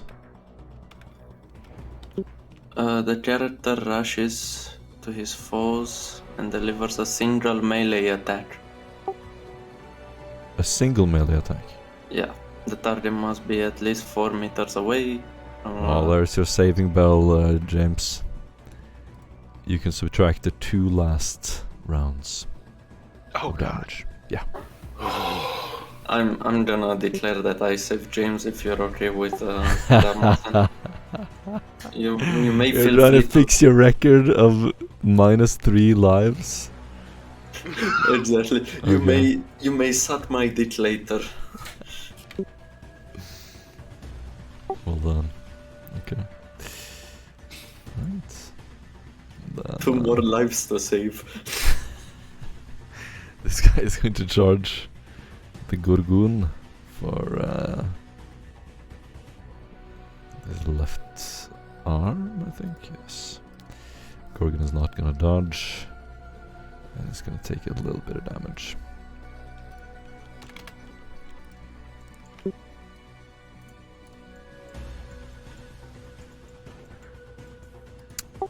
These dudes down here, I don't think have moved. One of them is gonna charge you, Alim. Right? Wait, wasn't the dude that got Overwatch? Hmm. Isn't this the dude that got Overwatch? Yeah, did we not resolve that? He must make a toughness test so he doesn't get pinned. Natural 1. Fuck me. Okay, I will, I think I've... Dodge. I have better chances. Success with 2. So, right. He is going to miss you. So his sword just cuts over your head. You barely miss it. Duck underneath it. And this guy is going to run here. Duskin. Okay, so Duskin is going to pull out both of his pistols and what he called saying, "Dear Emperor, please guide my shots," and what he called fires off 1 plasma pistol round at the the bad guy in front of the trooper. That's one.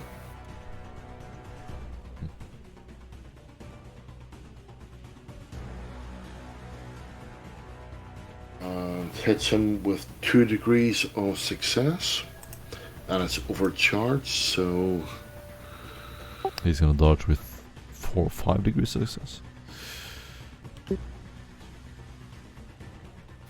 okay. Well then, after seeing that he has actually dodged that, Duskin is going to move forward a couple of steps, at a better angle, and is going to fire a melta-gun, which will be short range. So bear with me 2 seconds.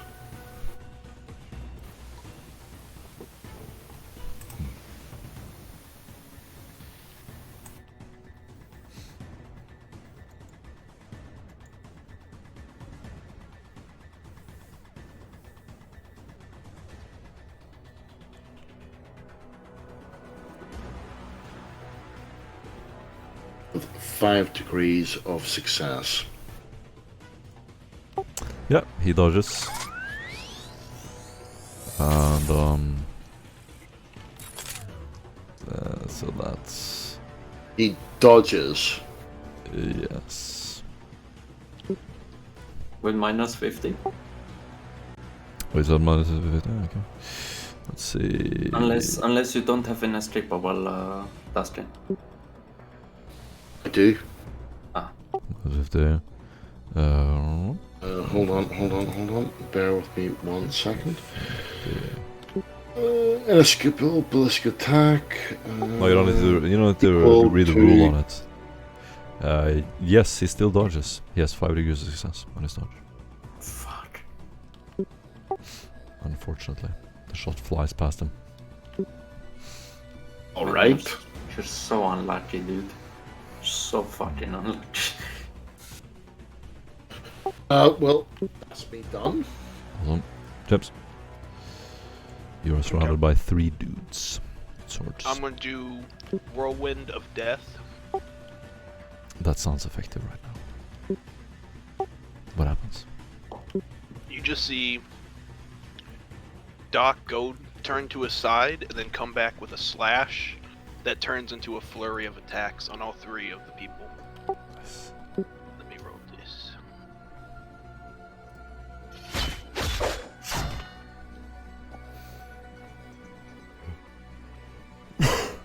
Standard.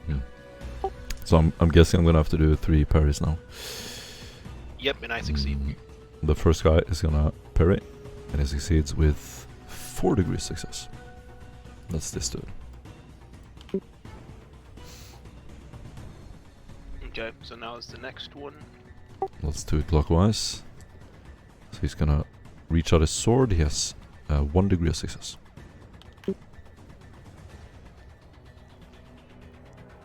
Also succeeded on that when it gets done, but he parried it, you said? Yeah. Okay, then the last one.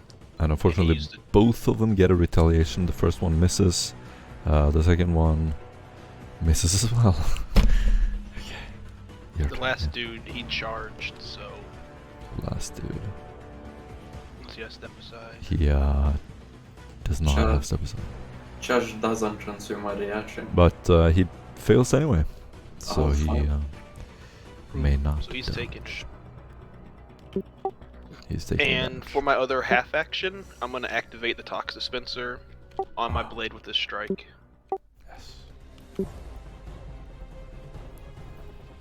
And he takes 20 damage, pen 2, and he takes the Toxic 2, so he needs to do a minus 20 toughness or take a 1d10 poison damage. So he fails it. And the cut. So at first you just spin around, hit the swords of the 2 first guys. They're looking you in the eyes, so they're prepared for it. And as soon as you finish fighting the last guy, the one behind you just gets this backward thrust into his gut. And at the same moment you hear the Tox Dispenser go off. And in his chest you just see this billowing green bubbling mucus almost growing out of his chest. As you pull the sword out, you see that his mouth starts to open and this green slime just spews out as he makes one last gurgling noise, falls down on his knees, and then just collapses to the side, instantly dead. And so fall the enemies of the Emperor. End of turn. Inspiration points. So, Alright, I will move up to here, and I will shoot this guy with a the hand cannon.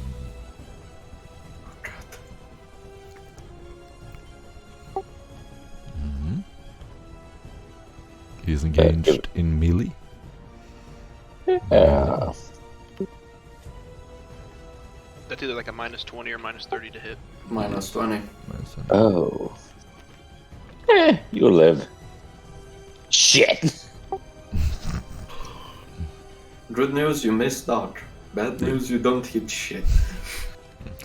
The shot flies over everybody's head. Jericho is going to attack this dude. And I'm gonna roll for him. And and he's actually going to murder him. Just slams the hammer into his head, impaling him to the ground. Gorgon troopers, you probably can't see this, but one of them is engaged in battle down here.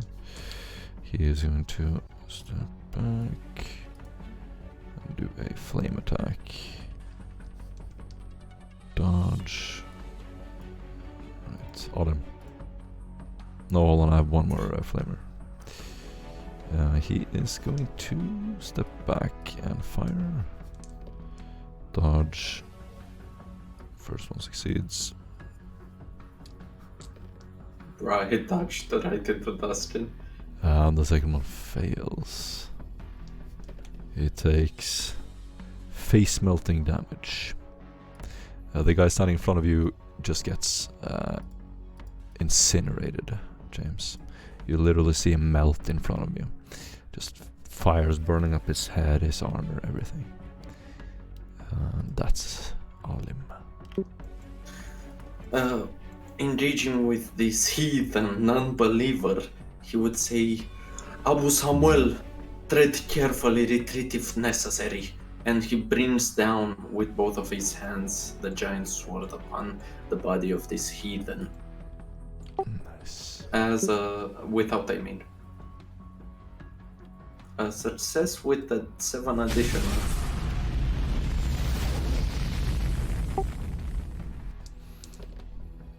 That's a success on the dodge. Minus 70. Ah, that's a fail.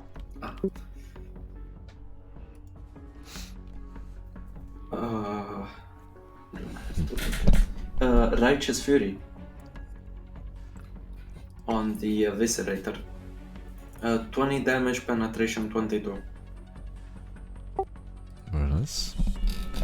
That's gonna do it for him. How do you kill him? Basically, managing to dodge to the side, I managed to impale him as he loses his balance, thinking that he would surely hit Alim.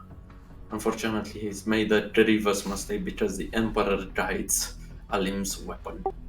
Yeah, he gets impaled through the chest, falls down on one knee, and you see a bottle smashed to the ground.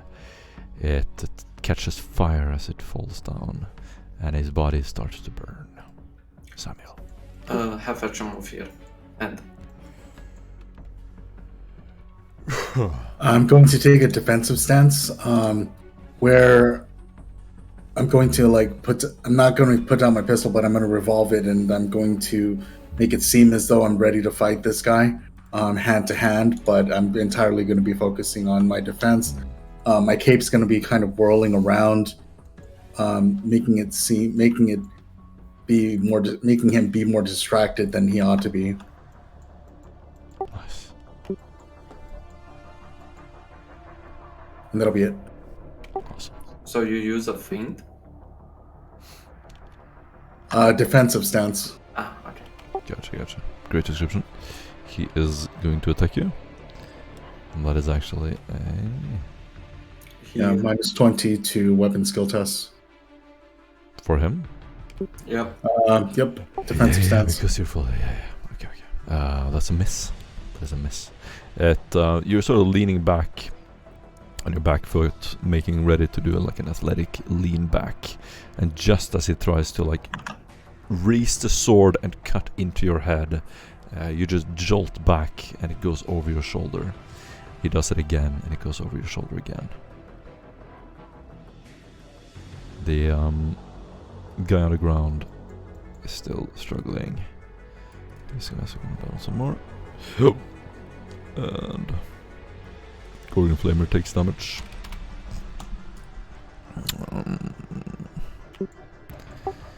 Pair James, you are being attacked. I'm gonna parry.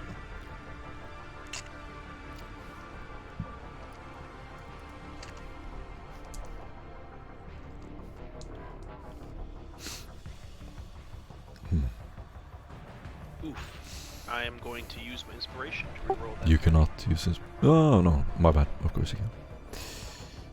Thinking of attacks. 4 degrees of success. Yes. That is a success. He misses. And he's gonna get bashed with the power shield. If I hit.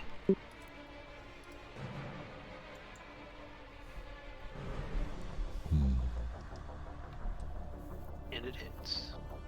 And he takes 16 and 1, 2. Somehow with a shield, you manage to kill this dude instantly.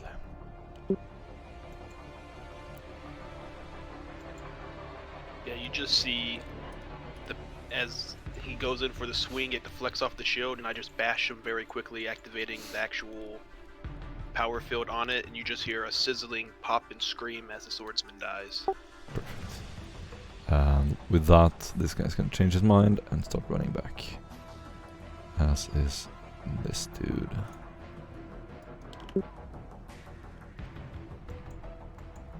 And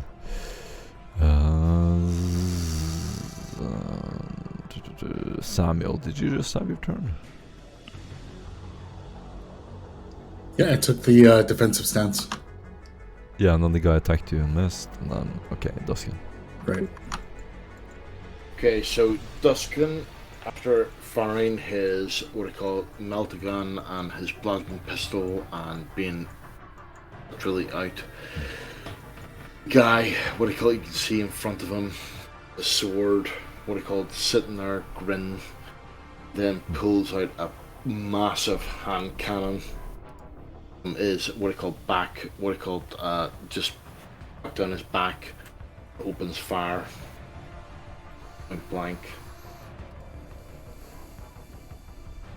and hits him with 6 additional.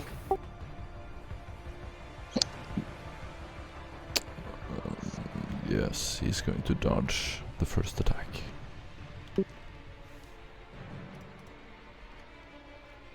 Okay, so Duskin is going to take a step back.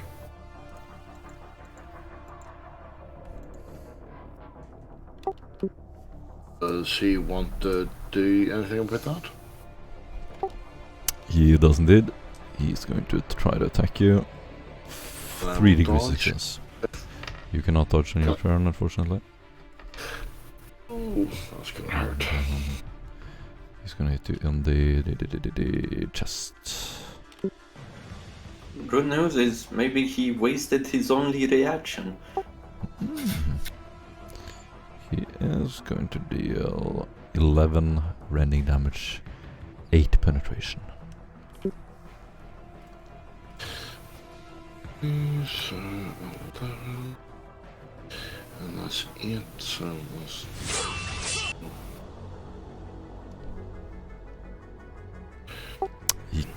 That's all he can do, 1 attack since it's a reaction. James. Or you want to do something else? No, I'm gonna shoot him again. Okay, so this is the what's the talent called? This is what I call it. The Desperado. talent's No, 2 weapon wielder. I think. No, he's already attacked with both hand cannons. No, I So haven't. this- I've only attacked with 1. Thought it was 2 attacks. Okay, No, Okay. I have 2. go ahead.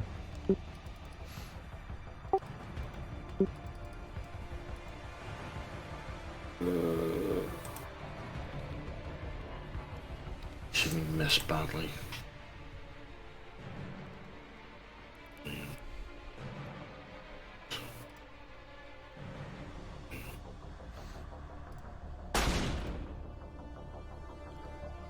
So And misses. you fire off once, take a step back, get stabbed, and then you fire off the other revolver, and it just barely grazes his shoulder. And Doc. Nice turn. That was awesome. What do you want to do, James? You Doc's have gonna turn killed around, everyone around you.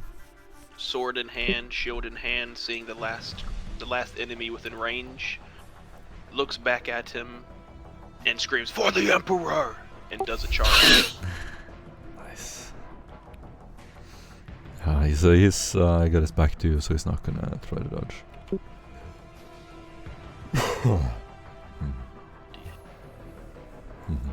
And I'm gonna activate the Tox Dispenser as well for this guy. Again. Charged. It's balanced. Barely hits. In the right arm. 20 damage, pin 2, and then he's gotta make a minus 20 toughness. But as I come in with my charge, I come down with a swing, and it goes right, sinks right into the meat of his right arm. That's a failure. Then he takes a D10, or rolls a D10, and then I can roll it. I can roll it. Oh damn! I rolled almost maximum damage. He's dead. This is why I let you roll things. He basically does the same as the other guy, gets impaled, poison goes off, and you just see him slowly start to like wobble in this direction, and actually falls into your arms, Tuscan. Something's coming out of his mouth, and then it makes a final cough, and you get this acidic blood dripping down your chest plate as he just falls down your leg, and dies.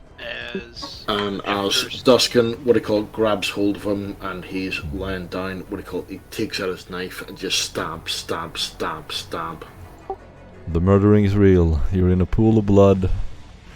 There are heaps of bodies around you. After seeing the enemy fall into Duskin's arms, Doc just loses the legs out from underneath him and falls to a sitting position on the floor with his back against the wall.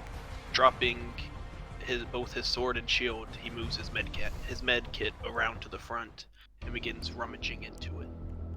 End of turn. Awesome. You get an inspiration point. And rips on. I will move over here, pull out the Ox scanner, and start scanning further ahead. There's no sign of life further in. It appears as there's nothing ahead. Duskin will move over to Doc, check, make sure he's okay. Tuscan, it is not your turn. We're still in combat turns. Sorry. Oh, right. Okay, Yeah. sorry. No worries. Jericho is going to step over to this corner, look around the corner, and look to you, James. James, are you okay to continue? Yes, I just need to patch myself up real quick. I've lost a lot of blood. As he shows his mangled left arm, that's bionic, but you can see blood actually spurting out of it, which should be some concern. He gives a slight head nod, looks over his shoulder, turns back, and with his palm turns towards you, raises one finger.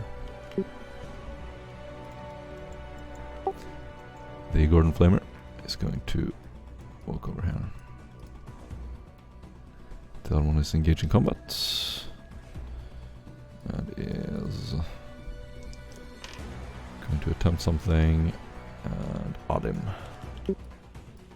Alim noticing that there's movement coming from north of him, he would radio towards the northern squadron, saying, "Enemies to the south of you," and have action move over the manacled person, engaging in melee with the gatekeeper. The gatekeeper now facing two enemies, which bring salvation towards his twisted soul. Alim will coordinate with Samuel for a devastating two-person combo. He's gonna dodge. I'm gonna swift. Whatever you do, he's gonna dodge. Uh-huh. 5 degrees success. Oh my god. He takes it with minus 70, and he has 4 attacks going his way. Nice. That's actually a natural 9 for me. So do I need to roll the damage, or can we call it? The Depends on how much you do. I don't know how much damage you do. Oh, okay. 21 penetration 22. 13 penetration 22. Yeah, that's gonna do So, it. so can I roleplay it as a team takedown with Samuel? Of course. So Samuel, noticing that Alim moves forward, he manages to hold the hidden sword in place. Quickly, Alim taps the heathen in the nose, moving him towards Samuel. Samuel kicks his shin in, thus making him fall onto a single knee, and with a smooth motion, Alim decapitates him instantly. Yeah, it's almost like a baseball bat motion. You just like take the sword down and his head goes flying off. And that's my turn. Excellent. For the rest of the combat, the Gorgon Flamer is going to eviscerate this guy as he tries to run away. As he can't do much against the heavy armor of the Flamer. Most of these men just carrying simple swords. They don't seem to have much in the way of equipment. You mow down the last ones. Jericho is going to lay some suppressing fire, and the rest are going to disappear. You are left to yourselves, and we are out of combat. Gotta stop the blood loss. Rally on me, team. And I'm gonna do a metagame. Yes. I will assist. Jesus Christ. Okay. As you look around the metallic surfaces, a few lights throw reflections in your shadows around the room. Wherever you walk, these long shadows stretch out through the room, and you look on the ground. There is a dark, almost blackened, looks like little ponds, and in the middle of the pond is a mangled black heap of cloth with some hair sticking out. Just a complete mess. And these pools are everywhere around you. You sort of have to step and lift up your boots to walk around and avoid them. The Gorgon Flamer and Jericho walk back towards you. They are lit in this very, very dim yellow light. One of them flickering, and it's kind of a horrific atmosphere. Jericho looks to you, James. Sorry, and says, I think that's it. They ran. Yes, I believe we had the technological superiority over them, but their numbers almost wore us down. Do we know who that could be? Do we have any intel on them? Well, from what Ripsaw has been gathering, these are probably the Dark Mechanical. And these must be some of their most debased followers, as I go and lift up some of the clothing to look at their skin to see if I see any augmentics on them. As you pick up... Which one do you want to look at? The Oathkeeper or the Swordsman? I'm gonna look at both of them. I'll take my time to look over their bodies. Alright. The Oathkeeper has a very beautifully carved sword. It looks like a lot of personal detail has been carved into it. The blade is unusually sharp. He has 2 flasks on his chest. He has a leather cloak made from an unknown animal. As you pick it up, soaked in blood, it's still dripping on the ground. He has a pouch on his belt with a natural pearl in it. Pull out the pearl and it's shimmering beautifully. He also has a couple of personal trinkets, some old wartime gear from the Imperial Guard. They seem to be ex-Imperial Guardsmen by going by some of the gear they have. I wonder how they could have fallen so far. Or perhaps just heathens that dare corrupt the Holy Guardsmen armaments with their tainted flesh. as from across the corner, Alim with the charm, along with Samuel, dragging the subdued member of the person that dared assault us. I cannot move the dude, so I presume. As you drag him on his butt, he sort of starts kicking with his feet. And he's injured, so he's struggling to talk. But he's not too pleased with the situation. I look to Ripsaw and ask him, what kind of sword is this, and what are these flasks? I will take a look. Beautiful. The flask is it's something you've heard of from like uncivilized groups. The weapon could harm completely at random. It's imprecise and crude. It's a flask filled with a highly flammable liquid. There's also an ignition mechanism on the top. Oh, this is very flammable. Is it a firebomb? Essentially, Yes, I have some of those on. it's quite primitive. Well, I'll leave you to the detail of collecting all their gear and analyzing it to see if there's any weaknesses that they have. The swordsmen are wearing some coins in a pouch that you've never seen before. They also have outdoors equipment. I will take that outdoors equipment. And a small canteen.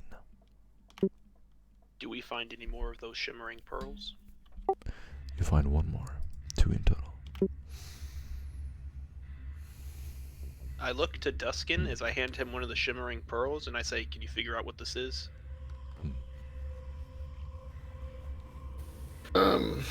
I potentially could in time, but would be grateful if I was left with the prisoner for some interrogation. I think we'll be able to deliver the interrogation as a group. It'll be a lot more intimidating to be surrounded by all these dead bodies. And all of us, heroic warriors of the Emperor. Numbers, yes, but this is a speciality of mine. I think that you should leave the job to me, and I'm going to look at you with piercing eyes and see if you challenge me. Yeah, I look to I will say stand Samuel, back. and I just laugh, and I say, as I pull out my excruciator kit, yeah, if anyone's torturing, it's me, buddy. And I pull out an excruciator kit of my own. With all due respect, Exact same model. I look at Samuel. I'm very familiar. Eyes open a little bit behind my mask, and I say, oh, I'll let you take the lead, and I'll help you. And that'll give us a bonus on the interrogation roll. Respect, Doc. I believe this falls more in my prerogative.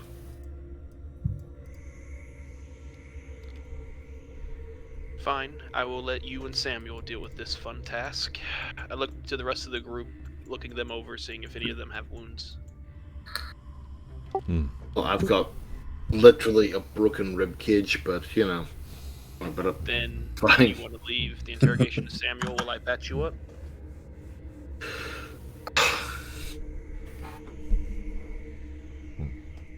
Ripsaw's gonna, as soon as he hears Oh interrogation, God, just gonna fine. I'll casually go walk get away. healed as he actually deals with it.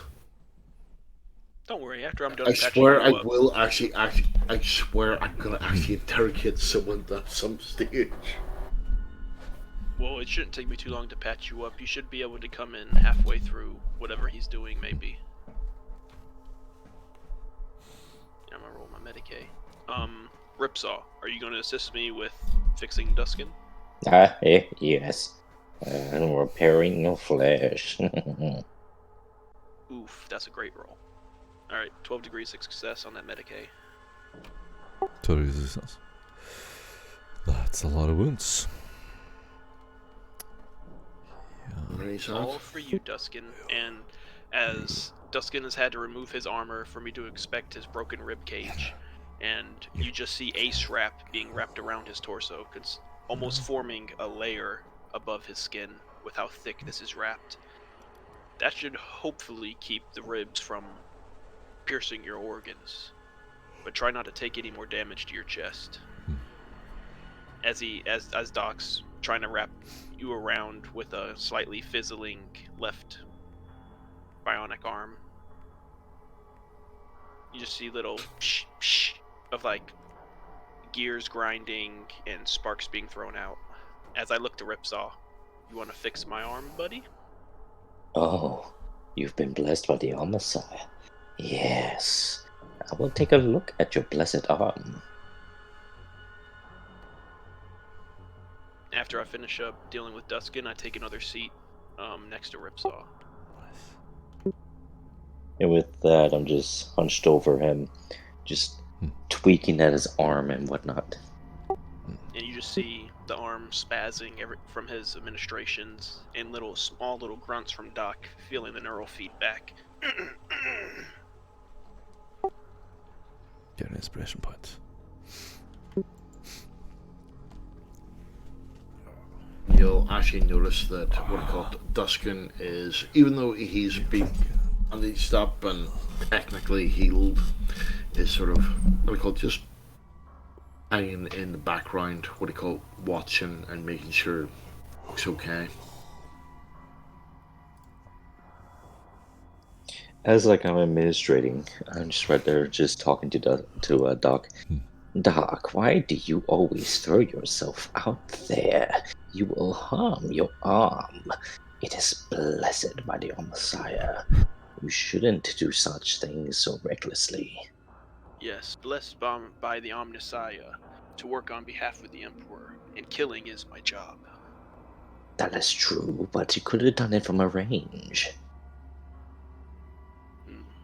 That is a good point, but when they rushed me, I didn't think I would have the maneuverability to use the bolter.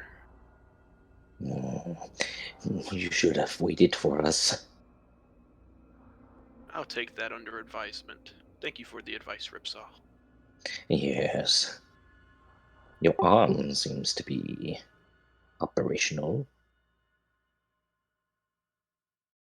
And at this point, Doc will hear the ring of what I called the after action report coming through on his what he called a slate. After doing a few test scripts with the power shield in hand with the bionic arm, feeling that things are how they should be for the most part, Doc puts the power shield up on his back and then pulls out the data slate and begins reading through the after action reports. Well, it's for him to fill in an after action report. Doc begins filling it in.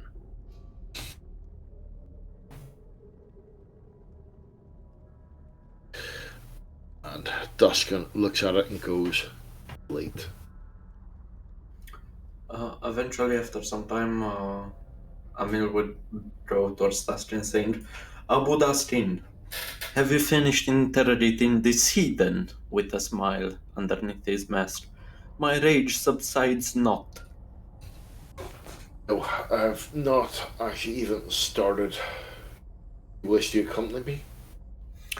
I'm afraid that I will not be able to restrain myself from saving him, as you'd see that the eviscerator still has his engine active and the small blades keep turning just bit by bit. It was disappointing because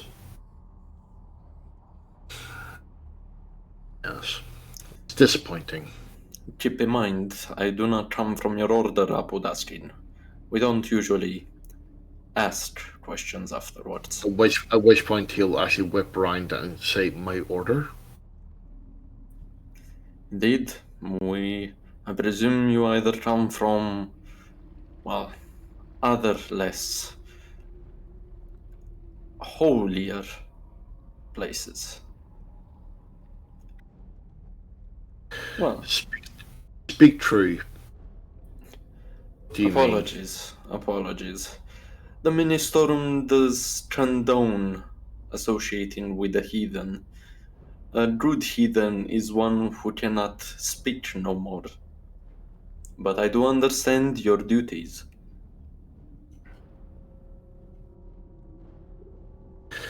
And yet, I still find your words cryptic. I am very sorry, Abudasrin. Well, my fellows studied the scripture. I merely studied the blade. I'm not so good with people. Oh, leave your eviscerator and come with me, and we shall interrogate together. As you wish.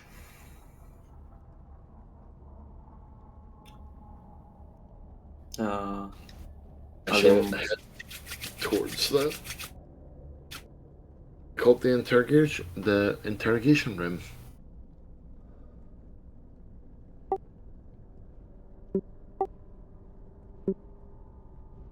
Well, I'll wait for Asim to come. oh yeah, he's beside you, but he will not take charge. And as I walk in, it's so. What do you wish to tell us? Also giving what do you call it, the scene, the what do you call it, the finger to actually walk round the other side.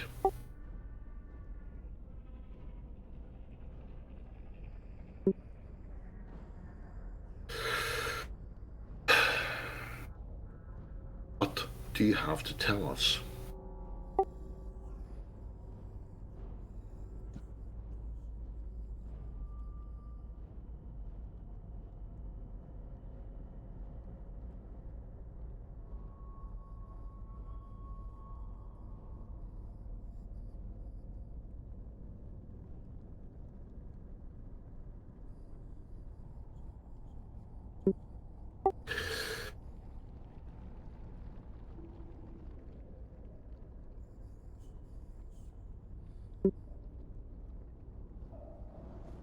That's not necessary. We're all friends here. All you have to do is tell us what you know, and you can potentially walk out of here. If you don't, what do you call it? At this, I then look at what do you call it? Well, my eviscerator friend and Asim, and go, well, I think you'll fully understand problems that it will cause you.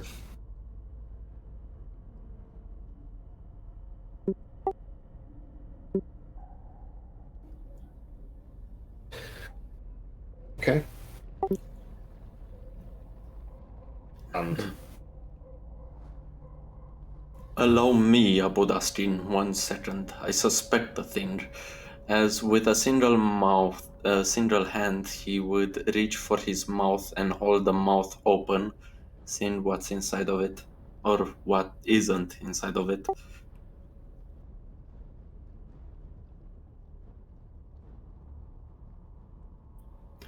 So you can speak, then confess your sins, as I would lay the 15-kilogram piece of righteousness on his knee.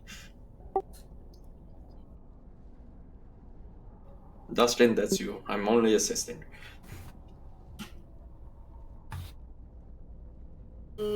Minus what was it?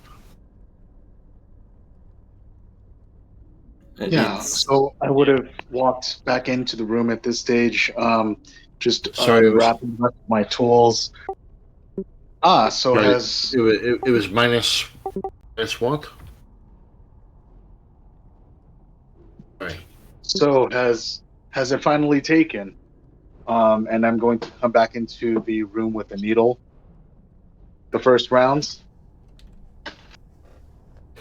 Perfect. Samuel, Fear response has with, improved. with all due respect, this may get a bit bloody. But of course, do you not think that I've never done this before? Okay. After all, May I I mean, assist? this is just the first round of things. We just want to test his limits. We don't want him to break. Not yet, anyway. so the excruciator kit gives you plus 20 and a plus 10 from assistance. Perfect. And Whichever one of you wants to make the test. okay, you already rolled. That's fine.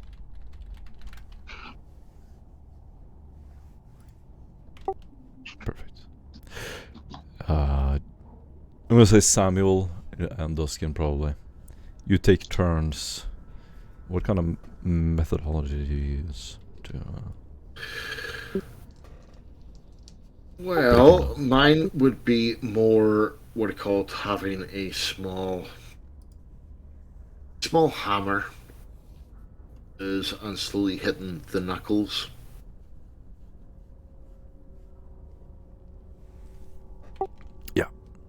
In agony, he's gonna like roll around on the ground and repeat something that you don't understand. He's gonna point up to you, Samuel, and a pleading expression. He's just sort of reaching for you. This one's more resilient than I would have expected. Perhaps a second round of injections is indeed necessary. You can do a linguistics test minus 20 to understand him. I would like to forward this also to Ripso through the recorder on the side of my helmet. So you're all gonna see him pull out a pict recorder, and the tape slowly starts to spin as he's recording. Successful too. Samuel Spade, you understand him now. He's laying on the ground, his mouth is filled with blood. He's got an open wound and his hand is completely destroyed.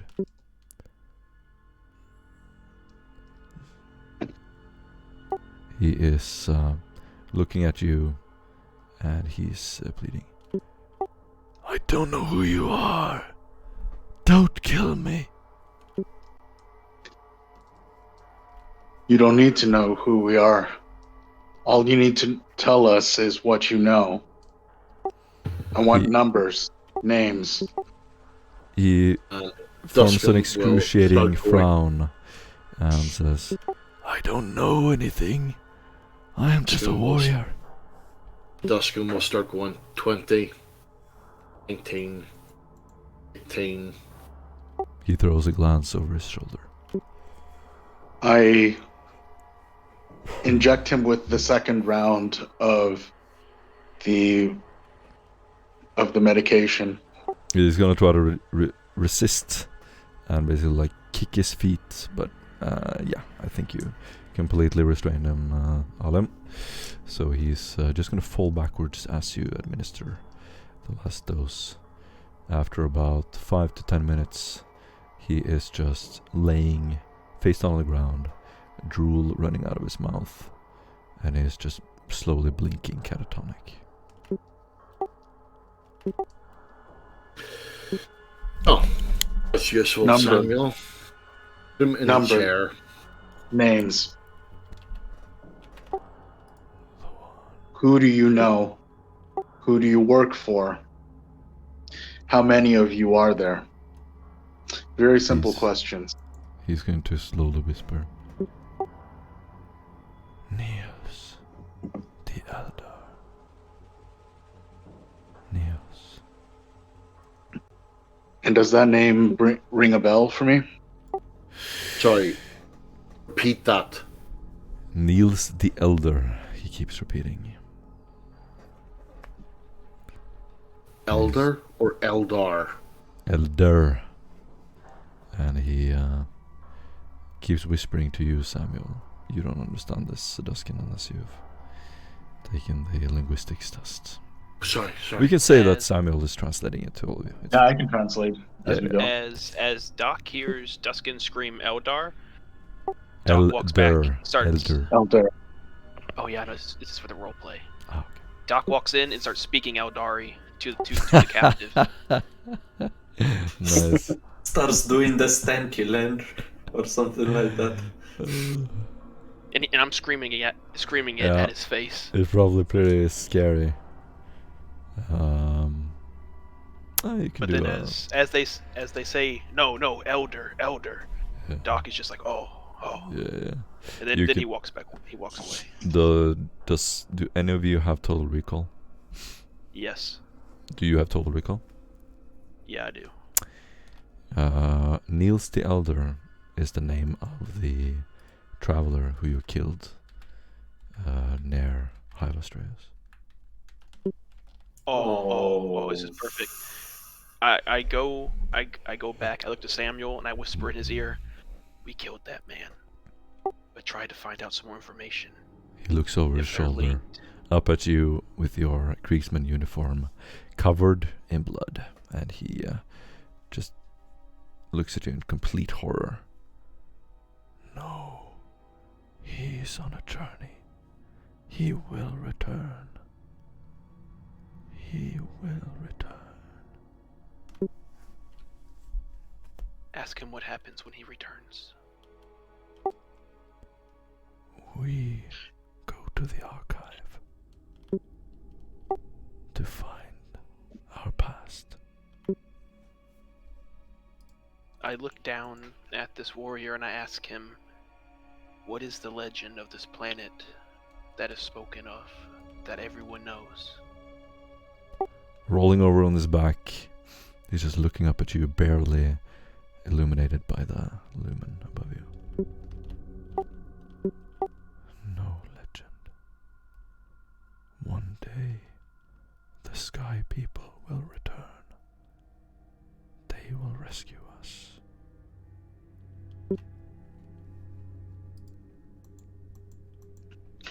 And where do you think we Look. come from, if not from the sky? While this is being said, I So, where do you think we come from? Yes, I'm gonna whisper this into his ear. And as He Samuel's looks doing back that, at you in disbelief. No, the Sky People come to save us, not to kill us. I'm gonna lean close to him and yes, some of us are sky people, but some of us are the warrior kind. Why did you attack us? At which point, what I call Duskin is going to say, "Leave us alone." No, you are the alien. They warned us of you. Screw you. You have come to kill us all. Yeah, Doc takes his helmet off, unfurls his hair, which is a long black mane that is now soaked in blood because of the armor, and kneels down next to him, lets him get a good look at Doc's face, and says, "We are no aliens." He recoils in pain. You killed Niels.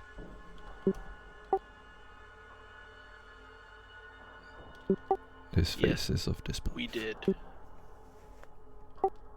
He forms a deep frown.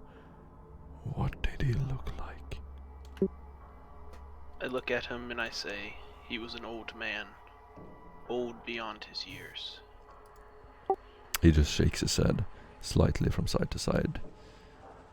No. No.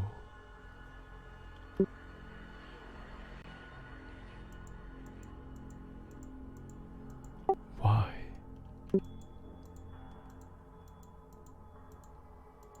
I look at him and I say, if we give you the truth, will you give us the answers we seek? I will give you anything. Fuck. I put a hand Please. up to Duskin and I say, wait. If this works, this will save us a lot of time. I look down at him and I say, a troop from one of our fire bases went to investigate one of your cities, the one that is overgrown with trees. Rest of you out. And before I continue, I wait for the Gorgon trooper to leave. Alim would unhand the man, and he would also live with the Gorgon. And when they came across this city, they were attacked by men in advanced suits with advanced weaponry. When we came across this man you speak of, he was accompanied by these soldiers. And upon the last time we came across them, we decided to go ahead and act and fight. As they showed that forward operating team no mercy and slaughtered them almost to a man. We did not start this, but if you don't help us, we will surely finish you all. Do deceive tests at blank deceive test. Actually, it's all true. Yeah, that's all true. You said they attacked one of your Yes. When we were in the city, my first death. No, that was not them. Yeah. But maybe your character believes it was, and then it's totally fine. So Yeah, that's what you don't need to. Yeah. That's the So impression James I'm is under. working on that assumption, so we're gonna go with that. He Shit. starts shaking his head. No, they would never. Everything has fallen. Our future. He tries to grasp your wrist. Do you let him? I'm gonna let him, and as he does, I'm gonna clasp my other hand onto the wrist that he's grabbing me with, and I'm gonna look into his eyes, deeply into his eyes, and tell him, we were sent to save this planet, but all we've come across is treachery and backstabbing. I gotta see if We I need can answers. sense a psyker. He grabs your hand and looks at you. If you don't mean to kill us, please warn the others. They will fight to the last man. He is now completely at peace. Oh, so he expired. No, he's just not feeling any pain anymore. Oh. Can I check his pulse to see if he's on the verge of death? So you check his pulse. He has a very low blood pressure, but he's gonna make it for a few more minutes. Can't be staying conscious, I mean. Okay. Tell me who these men encased in metal with powerful weapons were that were inside the city. Again, he forms a confused frown. I do not know. The Metal Men. He looks up again. The students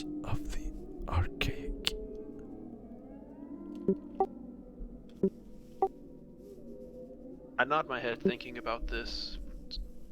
So while he's actually doing this, what do you call it? Askin has what do you call it? Sniffed air to see if there's what do you call it? Another psyker about. With 2 degrees of success. Nice. And if there's not, he's actually going to grab him and say, G, Private G, did you know him? Where is his effects? Where has he gone? He just shakes his head. No. He's going to pull it, what do you call it, a pictograph and show it to him and say, look at it. Look. And slap him across the face and say, look. You get an inspiration point. He, his eyes are wide open. He's looking at the picture, just expressionless. And then looks back at you and slightly shakes his head again.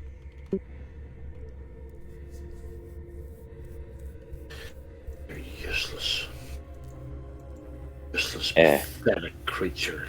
I ask him what this place is that we are currently in, and what organization he's a part of that differentiates him from the Metalmen.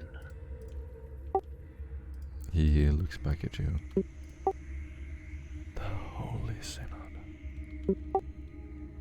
The home of the great Lord Keeper.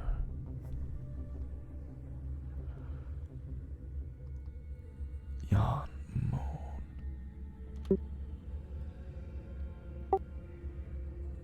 The oldest records of Rund.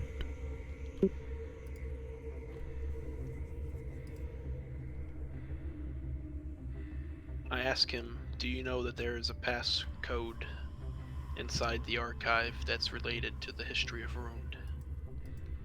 It says that anyone born on this planet would know it. Do you know what this is? He gives a confused expression again. The Elder would know. Jan would know. And he sort of tries to look for something in his pocket. I'm gonna go ahead and pull my med kit out, and I'm actually gonna stabilize him. Do a medikit test. Because Duskin is gonna grab your hand, not to stabilize him. No, we need to do this. If they don't mean to be our enemies, and we can get access to the Elder quicker without fighting them, this is the logical conclusion. I agree. Nice. 9 degrees success on the Medicaid. You spent about 20 minutes patching him up, giving him what kind of medical aid do you give him, James? Oh, the hand that's been crushed, I go ahead and put a tourniquet on it. I hit him with a stem. I use a numbing agent over the hand around the wrist area, and I fully take the hand off and cauterize it. Love it. And he... I then... yeah. What's his second wound that he had? He had 2 wounds. I think his leg was smashed. Fucked up leg. Maybe that was another guy. How smashed are we talking? Pretty smashed. Pretty smashed. I'm gonna take a look at the leg. Can I run the diagnosticator on it to see if it's worth saving? It probably isn't worth saving. Then I'm gonna go ahead and put a tourniquet On his leg, right above the knee. I'm actually gonna take an injection out and use an actual anesthetic, a local anesthetic on his actual knee, and I'm gonna cut just right above it all the way through. Yep. And cauterize it. Yep. You do so. It takes quite a while, and you all endure these harrowing, horrible screams that echo hollow through the hall that you're in. Finally, you look down. Huge pool of blood, and he is going to fall asleep. I call over to the 2 Gorgon troopers to come over here and to assist this man and to carry him between them. Yes. They do so. Pick him up. You are carrying him now. He is going to make it, and if you wait, he's going to wake up. Yeah, next thing I'm gonna do... Alright, team meeting. Everyone rally up. Yes.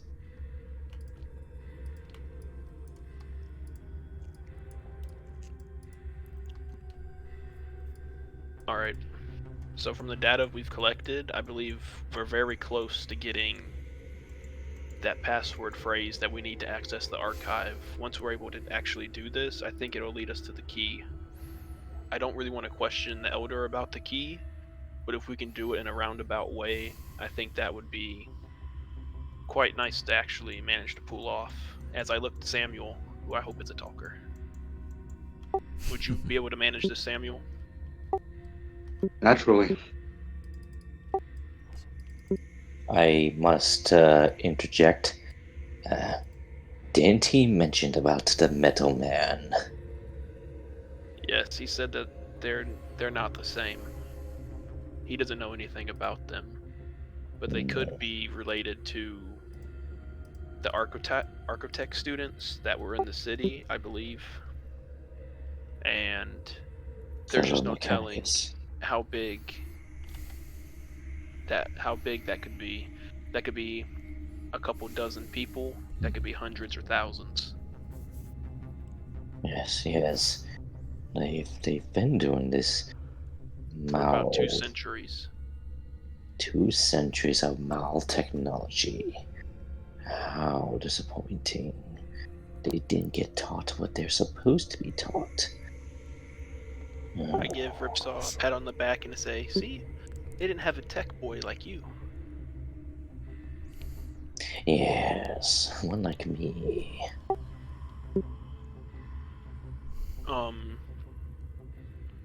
Doc's gonna go around and actually collect all the swords that were used. Nice. Only a few of them are still in good condition. Oh, I'm gonna take the both good and bad. Okay. And as Doc's walking around, what I call Duskin is gonna join him and say, I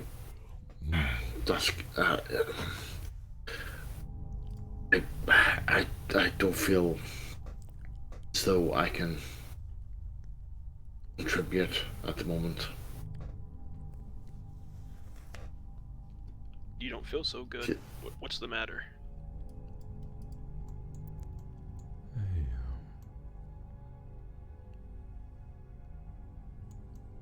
I have lost my way. God, I don't feel as though I can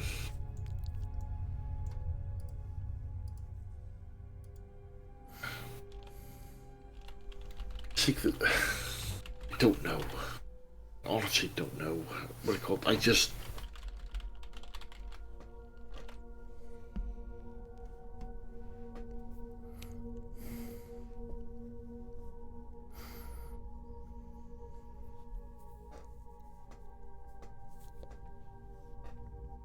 This is a safe place to talk to me, Duskin.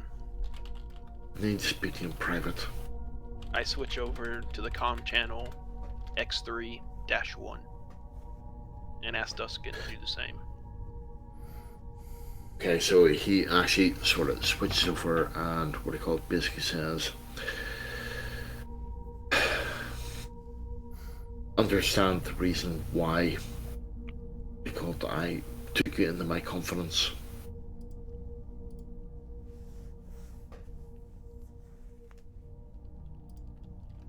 Yes, I understand the reason why.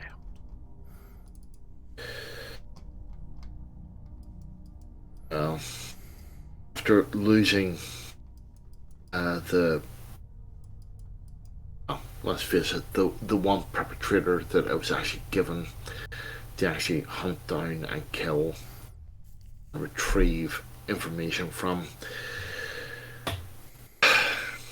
field, Since then, I can't. I don't know where to look. I don't know where to hunt. I don't know where to. I need help.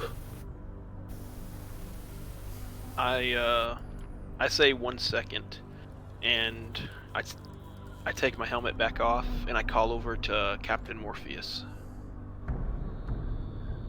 Forgot it was with you. You can sum up what you're talking about. I basically want to ask him what happened to Private G's effects, as he was one of the last people with him before he perished. And as Captain Morpheus comes towards me, you actually see what I call Duskin on clipping his plasma pistol.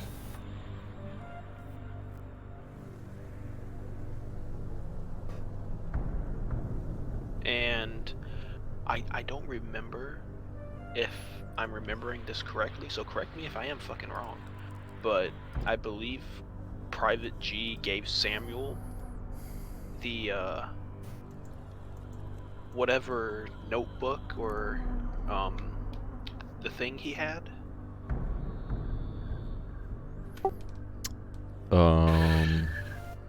I No, think he gave it to another private, one of you had it. which was there for literally 5 seconds and then disappeared.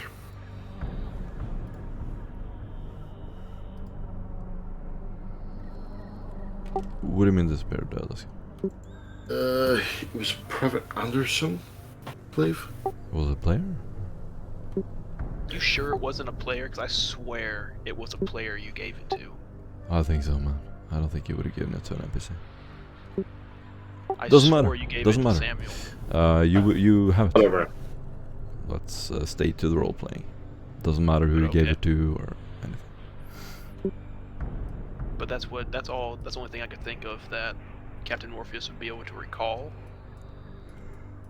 But that's what Captain Morpheus said. He would just say, I believe he gave it to Samuel, but there's no telling if Samuel has it, or if he slipped it to one of the other guardsmen on the fire base.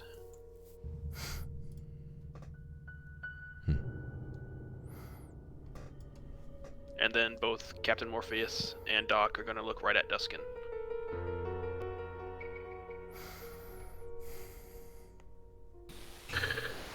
Morpheus, many thanks for your help. Please go about your duties. And Captain Morpheus is going to leave with the prisoner in tow, because they should be with the Gorgon troopers.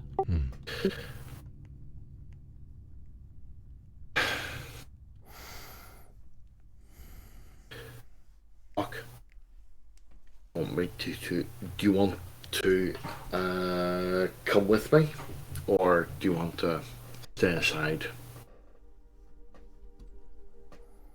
I put my helmet back on so we can communicate quietly. Yeah.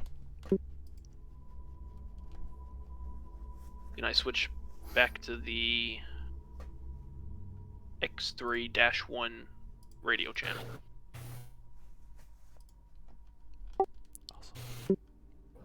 What exactly do you have in mind?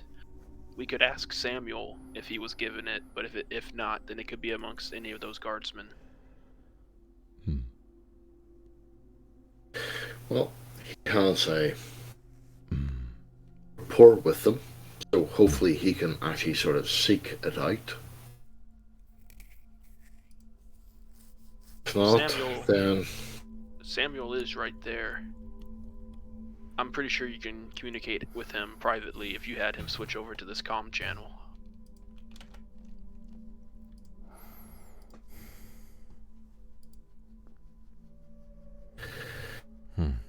he's an inquisitorial agent, and you know what? The hell with it. And I'm gonna switch over and Samuel will see a blink, blink, blink, blink. I answer the comms. Yes. Samuel, stay Agile. But do you remember a guardsman called Private G? I do. What of him? What's your opinion of him? He was a good man, noble man. He didn't see eye to eye with me all the time, the brief moments that I knew him, but he seemed like a good man. Would you say if I said to you he was a cultist? A cultist, you say? Cultist Why would you make these accusations? He is a dead man, but he deserves his dignity nonetheless. Don't make accusations, I state truth.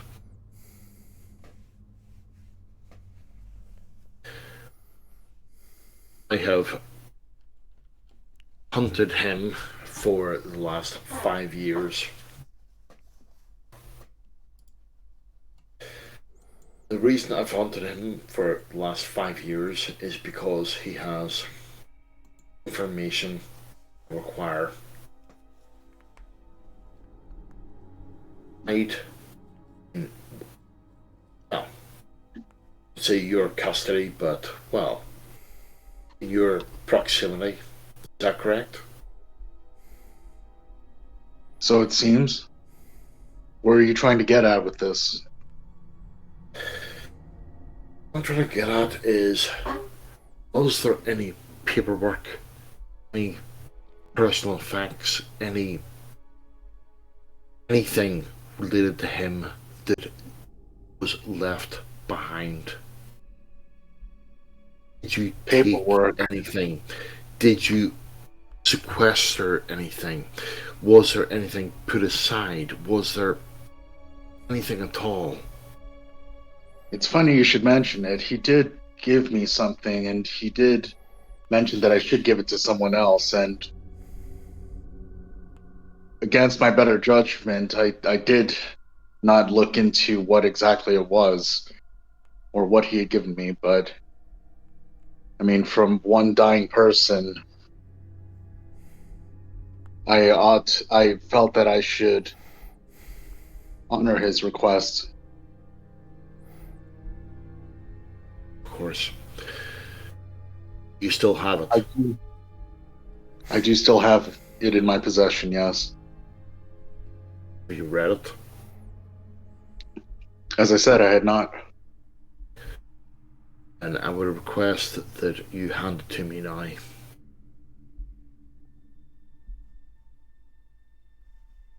Now, what makes you think that I have it in my possession on my person? I wouldn't keep such things around. It's extra weight. It's unnecessary. I have it back at the base, of course, in my room. Of course. Of course. Is it locked? It's as locked as any other room is. No. Is it locked? As in, is it protected? Can someone walk into your room and steal it? Naturally, but they would have to, I mean, if they were to, they would face the full penalties of stealing something from an acolyte as any other would.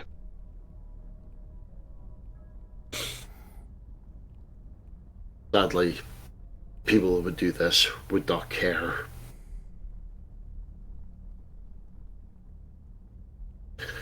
But anyway, about your business. Just look natural. Everything's fine. And he'll speak better. And at that, I'm gonna actually sort of cut the comms bead.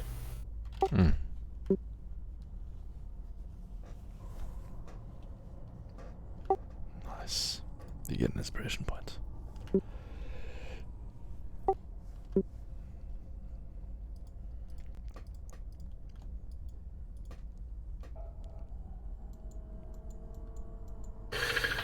And with that, what do you call it? Duskin is going to come across the net and say, what do you call it?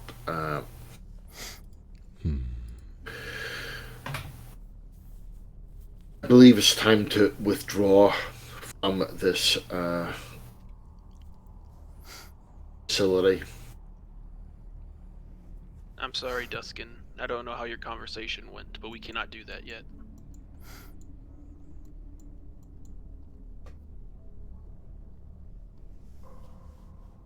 First, we must talk to the Elder here, and I must gather the information for the next key in the puzzle.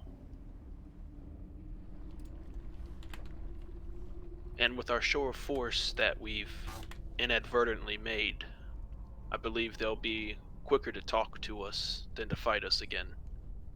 And I point over to the crippled prisoner being held up between both of the Gorgon troopers, and I say, and he will be our ticket to an audience.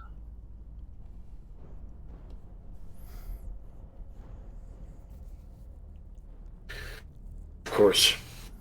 Yes, sorry. Please excuse my momentary... Slaps Duskin on the back and says, "No worries. Let's be about our business, though. We've wasted enough time here." All right.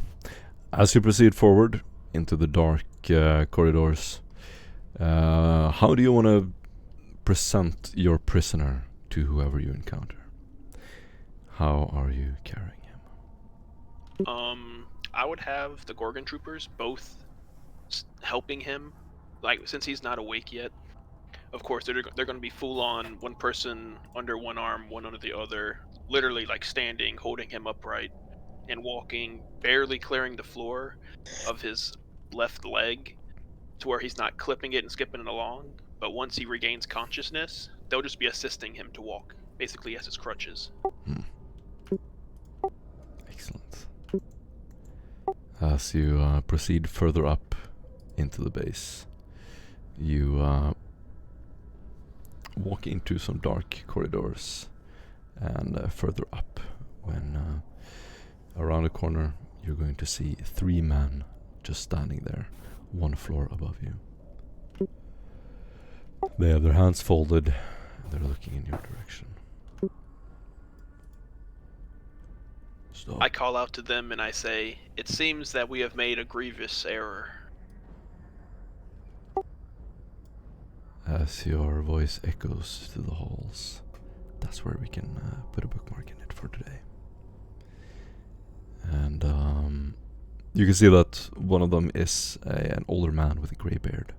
The 2 men on his side look younger. They have modern weaponry. And as you ascend with the prisoner in front of you, that's where we pick up next time. Sounds good. Yeah. Awesome. Everybody gets 400 XP. Nice. Nice. It's too bad. I thought my cooking trade would actually come in handy. Hasn't it been? Haven't you gotten to use it? No, he just got it. I just got it. I haven't used it yet. It'll come in handy. That is a very useful skill.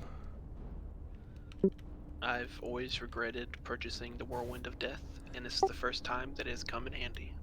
You regretted it? It seems fucking OP as fuck.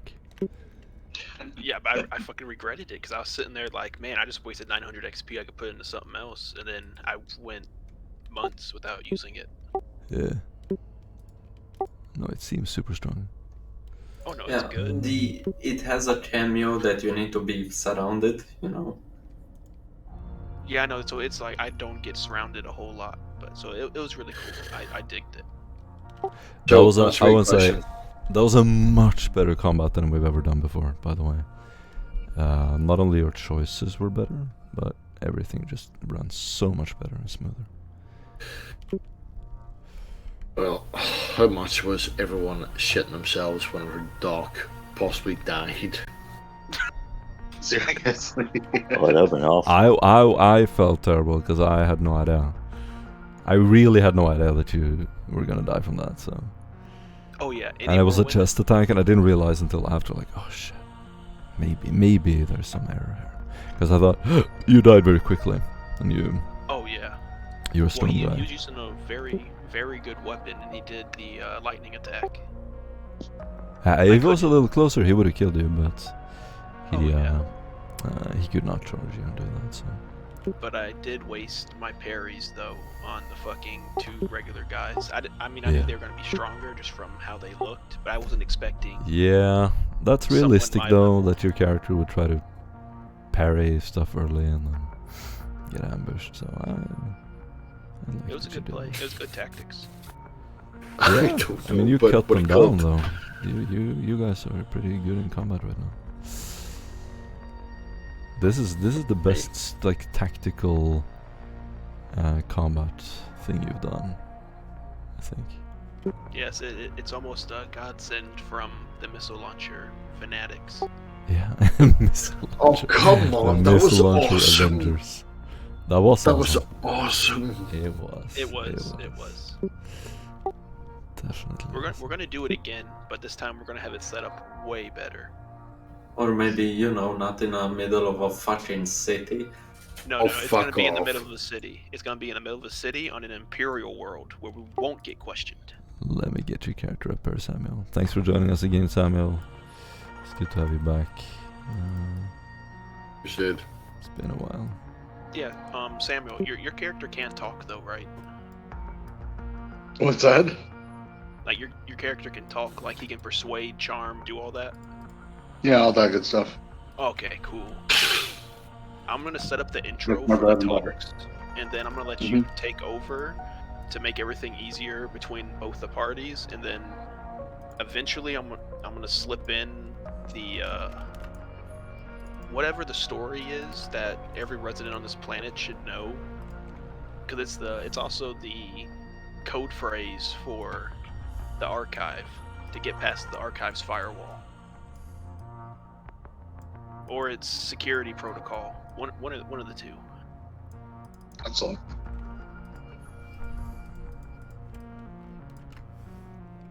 I've already started the conversation off with "we've made a grievous error," so just go off that, and I think that might help a lot. Perfect.